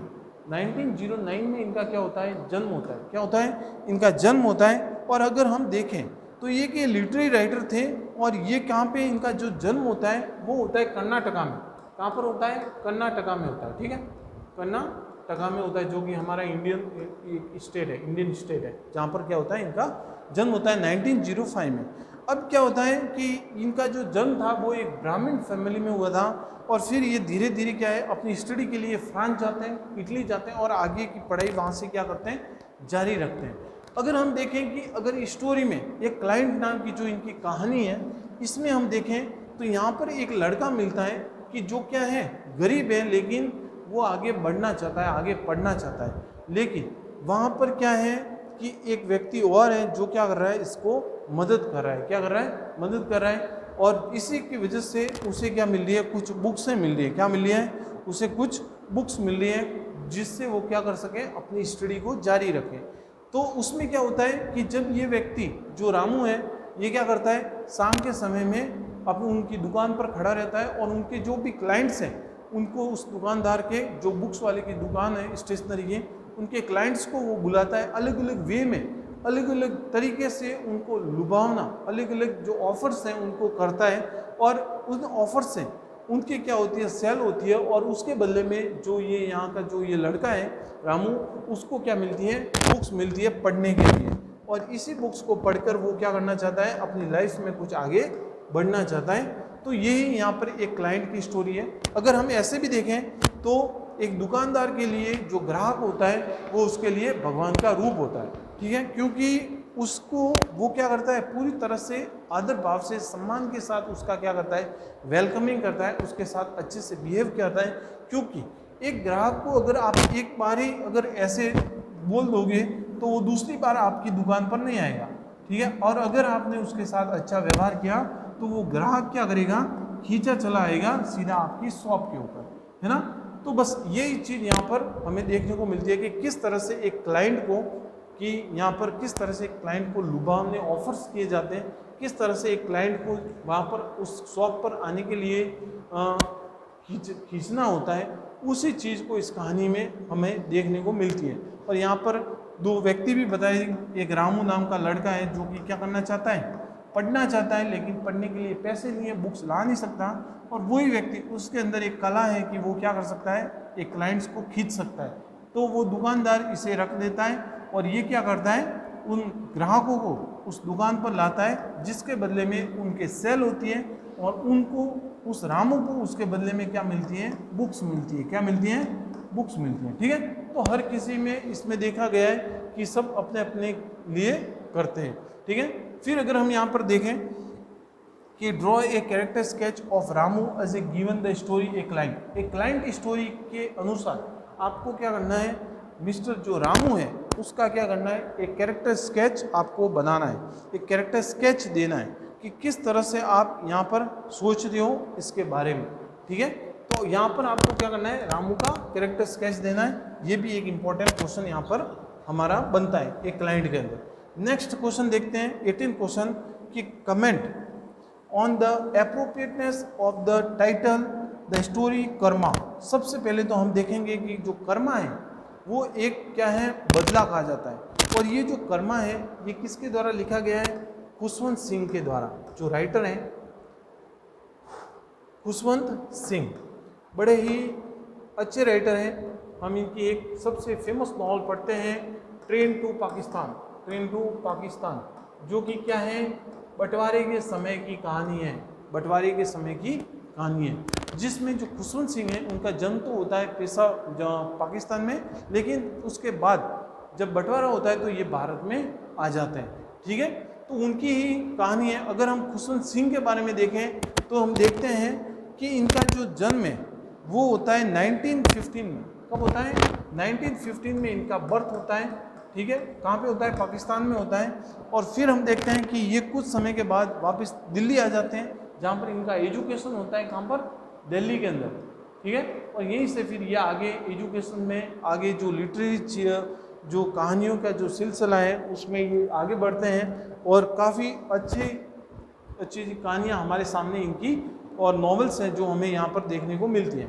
अब कर्मा नाम की चीज़, एक जो कहानी है उसमें हमें देखने को मिलता है कि एक व्यक्ति है जो काफ़ी पढ़ा लिखा है, वो क्या करता है, इंग्लैंड जाता है। कहाँ जाता है, इंग्लैंड जाता है। और उसके साथ एक मैन है जो हमारा भारतीय है, इंडियन है, वो क्या है, पढ़ लिख कर कहाँ जाता है, इंग्लैंड, लंदन जाता है, ठीक है। अब वहाँ जाता है तो वो क्या करता है, वहाँ का कल्चर अपना लेता है, जो कल्चर है वहाँ का उसको अपना लेता है, उन्हीं के अनुसार वो बोलता है, उन्हीं अनुसार क्या करता है, स्पीकिंग करता है, उन्हीं के अनुसार वो कपड़े पहनता है, उसके जो क्लोथ्स हैं वो भी उनके अनुसार है। ऐसे माने जाए कि भारतीय होते हुए वो पूरी तरह से क्या बनना चाहता है, एक ब्रिटिशर्स बनना चाहता है, एक ब्रिटिशर्स बनना चाहता है। अब उसकी जो पत्नी है वो की क्या है, अनएजुकेटेड है, अनलिटरेट है, ठीक है, अनलिटरेट है, अनपढ़ है। अब वो बेचारी क्या है, भारतीय महिला है, तो वो अपने वे में ही रहती है, एक भारतीय नारी की तरह ही वो क्या है, रहती है, एक इंडियन वुमन है वो। ये बात उसे पसंद नहीं आती। किसको पसंद नहीं आती, इस आदमी को जो ब्रिटिशर्स बन रहा है, ये अपने ढंग से, ठीक है। अब क्या होता है कि एक बार ये क्या है कि ट्रेन की यात्रा कर रहे होते हैं, उसी दौरान ये क्या करता है कि अपनी टिकट तो कहाँ करवाता है, एसी में करवाता है। कहाँ पर करवाता है, फर्स्ट एसी, जो फर्स्ट क्लास जो बर्थ है, फर्स्ट क्लास जो डिब्बा है उसमें करवाता है। और अपनी पत्नी को वो कहाँ डालता है, जनरल कोच में डालता है। अब जनरल कोच में डालता है, तभी क्या होता है कि जो अंग्रेज हैं वो उसे देखते हैं और उसे कहते हैं कि he was a black man, he was a black man मतलब ये एक क्या है, इंडियन है, एक काला आदमी है, ठीक है। और इसी तरह से उसका जो सामान है वो लोग क्या करते हैं, बाहर फेंक देते हैं, ठीक है, थ्रो आउट, वो बाहर फेंक देते हैं। अब क्या होता है, थ्रो आउट। अब यहाँ पे बेचारी जो पत्नी है उसको कहाँ पे डाला है, जनरल डिब्बे में डाला है, जहाँ पर सारे लोग बेचारे ट्रैवल करते हैं, गमीर, ब्लैक मैन जो भी हैं, सारे लोग यहाँ पर ट्रैवल करते हैं, ठीक है। और यहाँ पर उस व्यक्ति को क्या है, उसने क्या किया है, खुद के लिए एसी डिब्बा डाला है। अब क्या है, इसको थ्रो बैक कर दिया तो ये भी चला आता है कहाँ पर, यहाँ पर। तभी कहते हैं कि जो कर्मा था वो यहाँ पर हो गया कि उसने अपनी पत्नी को क्या समझा, इसने अपनी पत्नी को क्या समझा, गंवार समझा। लेकिन वो क्या थी, अपने जो कल्चर है, अपना जो संस्कृति है, अपनी जो संस्कृति थी, अपनी संस्कृति के लिए वो क्या कर रही थी, लड़ रही थी, ठीक है। तो हमें यहाँ पर देखने को मिलता है कि वो किस तरह से अपनी संस्कृति को क्या रखती है, पहले नंबर पर रखती है। और अपनी संस्कृति, बाहर विदेश जाने के बाद भी वो अपनी संस्कृति को क्या है, हमेशा बना कर रखती है, ठीक है। तो इसीलिए यहाँ पर देखते हैं कि अब जो आदमी था वो क्या करता है, वापस उस डिब्बे में आता है और वो अपनी पत्नी के साथ क्या करता है, ट्रैवल करता है। तभी हम देखते हैं कि कई बार क्या होता है कि जो कर्मा है वो लास्ट में हमें देखने को मिल ही जाता है। अगर आप जैसा करोगे आपके साथ भी वैसा ही आखिरी में जाकर हो जाएगा। आप ये मत सोचो कि आपके साथ वही होगा जैसा कि आप चाहते हो, ऐसा नहीं है। अगर आपने किसी के साथ गलत किया है तो आपके साथ भी ये समय वापस उसका बदला जरूर लेगा। उसी को हम कहते हैं कर्मा। और ये एक खुशवंत सिंह की सबसे शानदार स्टोरी है जो हम यहाँ पर देखते हैं। फिर चलते हैं कि इसमें हम एक और क्वेश्चन देखेंगे कि write A brief resume Khushwant Singh the story Karma. Khushwant Singh की जो स्टोरी है द कर्मा, उसके अंदर आपको क्या देना है, एक ब्रीफ रिज्यूम देना है। क्या देना है, एक ब्रीफ रिज्यूम देना है, ठीक है। तो ये एक शानदार कहानी है, आप देख सकते हो। आप और भी एग्जाम्पल दे सकते हो, जरूरी नहीं है कि ये जो औरत का है, आप और भी कई सारी, आप जैसे आपको अगर देखा हो कि कहीं आपका ऐसा कुछ हुआ है जहाँ पर आपको कर्मा देखने को मिलता है तो आप वो भी यहाँ पर बता सकते हो। फिर चलते हैं हमारे नेक्स्ट क्वेश्चन के ऊपर, जो हमारा 19th क्वेश्चन है, जिसमें हम देखेंगे कि give a brief resume of a Malgonkar story upper division love. कि यहाँ पर क्या है, एक मलकांकर की एक स्टोरी है अपर डिवीजन लव, उच्च प्रेम। जहाँ पर क्या होता है कि एक व्यक्ति, एक गरीब व्यक्ति, एक उच्च किस्म की जो महिला है सुंदर बाला, जो कि एक हीरोइन है, उसके साथ क्या करता है, प्रेम में पड़ जाता है। क्या करता है, प्रेम में पड़ जाता है। अब वो व्यक्ति क्या है, क्लर्क है, और ये है एक हीरोइन। अब कहाँ पर इसका प्रेम और कहाँ पर इसका प्रेम, तो ये व्यक्ति क्या करता है, इस महिला को कहता है कि मैं तुमसे प्रेम करता हूँ। वो महिला मजाक मजाक में क्या करती है, इसको इग्नोर कर देती है। अब यहाँ पर इसका जो एक्टर है, जो इसके साथ काम करता है, वो क्या करता है, इस व्यक्ति के साथ क्या करता है, गलत काम करता है। ठीक है, उसको मरवाता है या कुछ भी करवा देता है, इसके हाथ पैर तोड़वाता है जो। अब इस व्यक्ति के दिमाग में भी आता है कि मैं क्या लूँगा, बदला लूँगा इस व्यक्ति के साथ। जब पार्टी होती है तभी ये सारे लोग वहाँ पे इनवाइट होते हैं। उसी समय ये जो व्यक्ति है, ये इस व्यक्ति से क्या लेता है, बदला लेता है। तभी कहा गया है कि जो अपर डिवीजन जो लव है, उसमें किसी भी प्रकार की कोई भी फीलिंग्स नहीं होती, वो सिर्फ दिखावा होता है, सिर्फ चल होता है। ठीक है, तो उसी की एक कहानी है जो आपको यहाँ पर मंगलकर की स्टोरी में द अपर डिवीजन लव में आपको देखना है। जो मंगलकर है ये भी एक भारतीय राइटर है। अगर हम यहाँ पर मंगलकर की देखें, अगर मंगलकर को देखें तो उसमें हम देखेंगे कि किस तरह से जो मंगलकर है उसमें हम देखेंगे कि 1913 में इनका जन्म होता है। कब जन्म होता है, 1913 में इनका बॉर्न होता है। और इनकी जो कहते हैं कि इनकी जो बर्थ पैलेस है वो है अपने आंध्रा में। कहाँ पर, आंध्र प्रदेश में, एपी में। ठीक है, अगर हम देखेंगे तो ये काफ़ी अच्छी स्टोरी है, आप देख लेना एक बार अपने व्यू में। तो ये सारी क्या है, एक एक स्टोरियाँ हैं जो आपको क्या है, एकदम फास्ट वे में मैं यहाँ पर आपको कुछ उनके की पॉइंट्स दे रहा हूँ, जो आपको क्या हो जाए, एक बार रिवाइज हो जाए कि इसमें क्या बात है, इसमें क्या बात है ना। तो जिस तरह से मैंने इन सारी चीज़ों को पढ़ रखा है, वैसे ही आपको क्या करना है, पढ़ के जाना है, जहाँ पर जिससे क्या होगा, आपको बड़ा ही आसानी से आप उन क्वेश्चंस को अटेम्प्ट कर सकोगे। अब हमारा जो नेक्स्ट क्वेश्चन आता है, यहाँ पर हमारी जो स्टोरीज हैं वो क्लोज होती है, यहाँ पर क्लोज होती है। अब यहाँ पर आती है हमारी नॉवल। क्या आती है, नॉवल। ठीक है, जो हमारी एक नॉवल है, एकमात्र नॉवल है, pride and prejudice. Pride and prejudice. ठीक है, जो प्राइड एंड प्रेजुडिस जो नॉवल है, जिसमें हमने देखा है मिस्टर बेनेट, मिसिस बेनेट की कहानी है, जिसकी 4 बेटियां हैं, चारों बेटियों की शादी करवाना चाहती है। पहली जो बेटी है वो जिसका नाम है एलिजाबेथ, सेकंड है जो जेनी है। यहाँ पर अगर हम देखें तो एक व्यक्ति है जिसका नाम है बिंगले, जो कि क्या है, एक करोड़पति व्यक्ति है, जिसका नाम क्या है, बिंगले, जो कि एक करोड़पति व्यक्ति है, जिसके साथ इसकी माँ क्या करवाना चाहती है, जेनी की शादी करवाना चाहती है।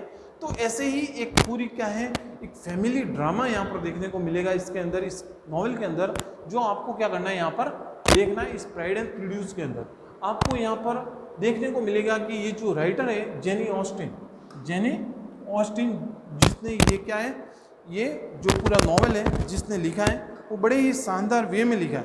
जिसके जो लेखक है उसका नाम क्या है, जेनी ऑस्टिन। ठीक है, जिसने प्राइड एंड प्रेजुडिस को लिखा है। यहाँ पर देखते हैं कि जो जेनी ऑस्टिन है, उनका जो बॉर्न है वो कहाँ पे है, स्टेवॉन्स में। ठीक है, स्टेवॉन में इनका जन्म हुआ है। ठीक है, जो हम यहाँ पर देखते हैं। फिर हम देखते हैं कि इनके जो फादर थे वो एक रेक्टर थे, and he had a sister जिसका नाम है सेंड्रा नाम की इनकी बहन थी, जेनी ऑस्टिन की। और ये अपने जो लिटरेरी कल्चर, जो इनका लिटरेरी काम है, वो फिर धीरे धीरे जब इनकी कॉलेज के समय जब ये अदर राइटर से मिलते हैं, तभी इनकी क्या होती है, उन चीज़ों की शुरुआत होती है। और ये धीरे धीरे क्या बनते हैं, एक नॉवेलिस्ट बनते हैं, जिसमें क्या है, हमेशा हमारा उसका शानदार एग्जाम्पल या एक शानदार जो एग्जाम्पल हमें देखने को मिलता है वो है प्राइड एंड प्रेजुडिस, जो हम यहाँ पर देखते हैं। ठीक है, तो आपको इसमें देखना है कि सबसे पहला जो क्वेश्चन है कि explain the meaning the title the novel pride and prejudice. Pride and prejudice जो टाइटल है ये किस वे में दिया गया है, इस नॉवल का जो टाइटल, आपको उसको डिस्क्राइब करना है and illustrate from the text. और आप जब इस किताब को पढ़ोगे, आप इस नॉवल को पढ़ोगे, तो उस नॉवल के अंदर प्राइड एंड प्रेजुडिस जो आपका जो टाइटल है उसके बारे में बताया गया है कि किस कारण से इसको, इस नॉवल का नाम प्राइड एंड प्रेजुडिस दिया गया।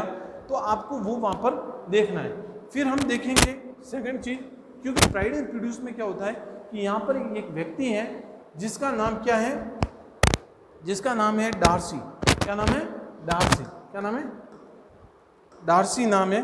और वो व्यक्ति क्या करता है, एलिजाबेथ से प्रेम करता है, उसकी पहली पत्नी। ये बड़ा ही घमंडी व्यक्ति है, और ये कैसी है, बड़ी ही सीधी लड़की है, होशियार लड़की है। अब क्या है कि धीरे धीरे इस व्यक्ति का भी घमंड टूट जाता है और वो क्या करता है, एलिजाबेथ से प्यार करना शुरू कर देता, प्रेम हो जाता है इन्हें। तभी इन्हीं की जो लव स्टोरी है, इन्हीं की सारी जो है, जिसकी वजह से क्या पड़ता है, प्राइड एंड प्रेजुडिस इस पोएम का क्या बनता है, नाम पड़ता है, ठीक है, इस पूरे नॉवल का। तो आप एक बार जरूर उस टेक्स्ट को पूरा देखोगे, तब आपको अच्छे से समझ में आ जाएगा कि इस टेक्स्ट से किस तरह से इसका टाइटल है जो नॉवल का वो दिया गया है, ठीक है। तो आपको ये भी देखते हुए चलना है, क्योंकि ये जो क्वेश्चन है आपके एग्जाम में एक बार आ चुका है। तो आपको अच्छे से इस पॉइंट को भी क्या है, ध्यान में रखते हुए चलना है। अभी समय है, आज है 28 से 29, 30, ठीक है। तो आपके पास 2 दिन का समय है, आप जल्दी से इन 20 क्वेश्चंस को एक बार क्या है रिव्यू करोगे तो कहीं ना कहीं आपको 70 से 80% क्वेश्चंस यहाँ से देखने को मिल जाएंगे। फिर आप देखते हैं आगे कि illustrate with the reference form of the novel pride and prejudice that Elizabeth Bennet is a very delightful creation of John Austin, कि हमें देखने को मिलता है कि जो एलिजाबेथ जो जेन है, जो उसकी बेटी थी, वो सबसे शानदार कैरेक्टर अगर हम इस नॉवल में देखें, क्योंकि बड़ी ही अच्छी लड़की थी ये, बड़ी ही शांत प्रभाव की, बड़ी ही शालीन, एकदम एक सोचने वाली, एक कहते हैं ना कि एक संपूर्ण, एक कहते हैं कि एक बड़ा एक सर्व संपन्न, अगर हम इसको कहें तो वो ये लड़की हो सकती है, ठीक है। तो हमें इसके कैरेक्टर के बारे में यहाँ पर बताना है कि किस तरह से जॉन ऑस्टिन ने इस कैरेक्टर को इतना महत्व इस प्राइड एंड प्रेजुडिस नॉवल में दिया। फिर हम चलते हैं कि in which ways Elizabeth different from the rest of the Bennet family. अगर हम यहाँ पर देखेंगे कि जो बेनेट फैमिली है उसमें जैसे अगर इनकी माँ की बात करें तो माँ क्या चाहती है कि अपनी बेटियों की शादी बड़े घर में हो जाए, उनकी सोच एक अलग है। फिर हम देखते हैं कि जेनी, तो जेनी की सोच अलग है। उनकी सबसे छोटी बेटी है जो कि क्या नाम है, जिसका नाम है लीडिया, जो कि क्या है भागकर शादी करती है, तो उसका भी पूरा एक सिस्टम अलग ही है। वो तो चाहती है कि बस उसके परिवार से उसका कोई लेना देना नहीं है। एकमात्र जो कैरेक्टर है वो है एलिजाबेथ जेन, जो कि क्या है पूरा परिवार को संभालती है, पूरे परिवार के बारे में सोचती है, एक एक भाई बहन सबके साथ लिए वो अपना बलिदान करती है, अपना पूरी लाइफ को वो क्या करती है यहाँ पर सेक्रीफाई कर देती है। इसीलिए ये जो कैरेक्टर है ये in which way the different character different from the rest of the Bennet family, जो कि यहाँ पर हमें उसमें अंतर करते हुए यहाँ पर बताना है। What does the contrast revival about her character, और क्या क्या बातों का फोकस यहाँ पर पड़ा है इसके कैरेक्टर में, उसको बताते हुए भी आपको यहाँ पर चलना है, ठीक है। तो ये कुछ मुख्य जो क्वेश्चंस हैं जो मेरे अनुसार आपके जितने भी पुराने पेपर हैं उनको रिव्यू करते हुए जब हम चलते हैं तो हमारे अनुसार ये कुछ पेपर है जो मुझे बड़े ही इम्पोर्टेंट लगे। ये पॉइंट्स थे, जरूर हो सकता है कि ये हूबहू ना मिले, लेकिन जो जो बातें जो मैंने पॉइंट्स को यहाँ लिया है उन पॉइंट्स पर जरूर आपके क्वेश्चंस आपको वहाँ पर मिल जाएंगे। तो आपको क्या करना है, इन सारे पॉइंट्स को एक बार रिव्यू करते हुए चलना है, ठीक है। क्या पता कोई पॉइंट आपसे रह गया हो तो आप उस पॉइंट को क्या कर सको, अभी टाइम से पहले आप उसे एक बार वापस तैयार कर सकते हो। फिर हम चलते हैं, तो ये आपकी एक नॉवेल थी, अगर ना हो तो भी आप इस नॉवेल को अगर एक बार अच्छे से पढ़ के जाओगे तो आप वहाँ पर एक जो भी क्वेश्चन आएगा 15 नंबर का उसको अटेम्प्ट कर लोगे। अगर हम इसकी थीम की बात करें, तो इसमें यह है कि एक जो करोड़पति व्यक्ति है, एक जो धनवान, एक रिच जो लड़का है, वो अब क्या सोचता है कि मैंने पैसे कमा लिए, अब उसको किसकी तलाश होती है, एक अच्छी वाइफ की। किसकी तलाश होती है, एक अच्छी वाइफ की। और इसीलिए वो क्या करता है, एक अच्छी वाइफ की तलाश करता है, जिसके ऊपर हमें ये पूरी नॉवल देखने को मिलती है। ये इसकी क्या है, मुख्य थीम है, ठीक है। तो आपको ये बताना है, और ये जो 3 क्वेश्चंस है इसको अटेम्प्ट करते हुए चलोगे तो आपको यहाँ पर सारी चीज़ें आपको कवर हो जाएगी। फिर हम चलते हैं हमारा थोड़ा सा लिटरेरी बैकग्राउंड। कौन सा बैकग्राउंड, लिटरेरी बैकग्राउंड, ठीक है, जो हमें यहाँ पर पता चलेगा कि किस तरह से यहाँ पर जो हमारा लिटरेरी बैकग्राउंड है, जिसमें हमें कौन से मेन जो लिटरेरी टर्म्स है उसको देखना है। सबसे पहले अगर हम देखते हैं यहाँ पर,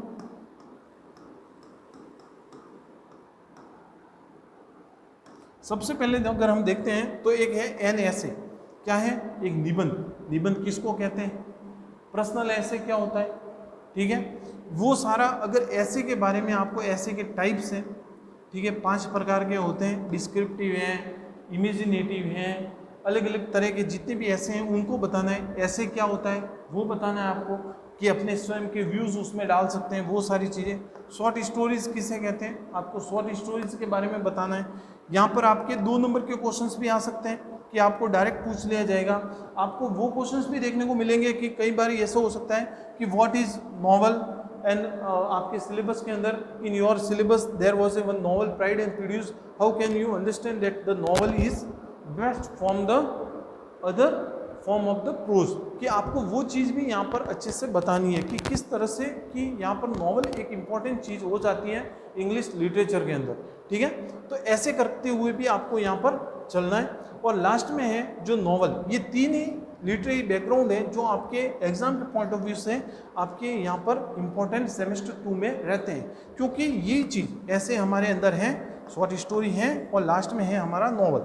इसके ही कुछ एलिमेंट्स हैं, कुछ पार्ट्स हैं जो कि क्या है अंदर जाके बढ़ते हैं, जिनको भी आपको पढ़ के जाना है, जैसे टाइप्स हैं, किसी की कैरेक्टरिस्टिक्स हैं, ये सारी चीज़ें आपको देखते हुए आगे चलना है, ठीक है। तो यही सारा जो पेपर है जो मैं आपके सामने लेके आया हूँ, कुछ इंपॉर्टेंट क्वेश्चंस थे, इन सारे चीज़ों का जो आंसर है जो हमारी प्लेलिस्ट में मौजूद है, जो मैंने क्लासें ली हैं उसके अंदर आपको ये सारी चीज़ों का आंसर मिल जाएंगे। वहाँ से आप उन चीज़ों का आंसर भी देख सकते हो।